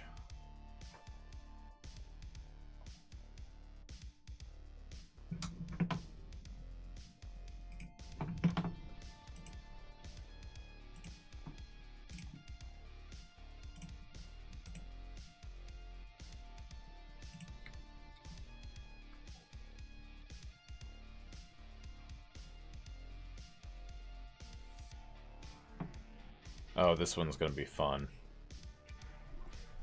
And I've already drawn Geist, so there we go. Well, that one's going to be fun, and I've already done most of this panel too. Like, this one's going to be a challenge. Especially because I was thinking I was going to do rounded tables, and I'm not doing that anymore.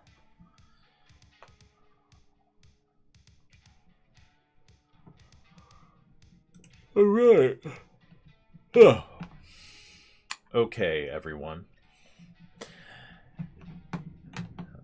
Before we raid out, let's just go ahead and thank Retro2114 for following, Scute Boy for following, Dub Angel for following, and Gavin Guidry for following. Also Stitcher Wits for following as well. Thank you for hanging out, everyone. This was a nice, low-key, fun stream. I'm going to go ahead and put the raid notifications down here for you to copy and paste. If you're not subscribed, use that first option.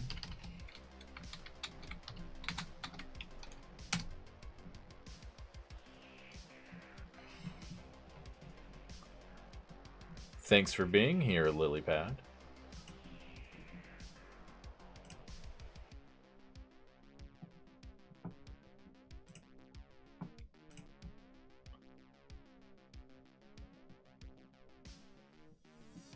Oh, Vito9 streaming. I haven't been by his stream in a while. Yeah, let's raid Vito9. He's building models, so it's something different, something fun. But I'll be back here next Wednesday. I am going to be live in Richmond for the Carytown Farmers Market this weekend on the 7th, so Sunday. So if you're in the Richmond area, come by Carytown Farmers Market anywhere between 10 and 1 p.m., I believe. And come buy a book. Get something signed, chat for a while, and all that wonderful stuff. Thank you guys so much for a wonderful stream, a wonderful show, and we'll be back Wednesday night. Take it easy.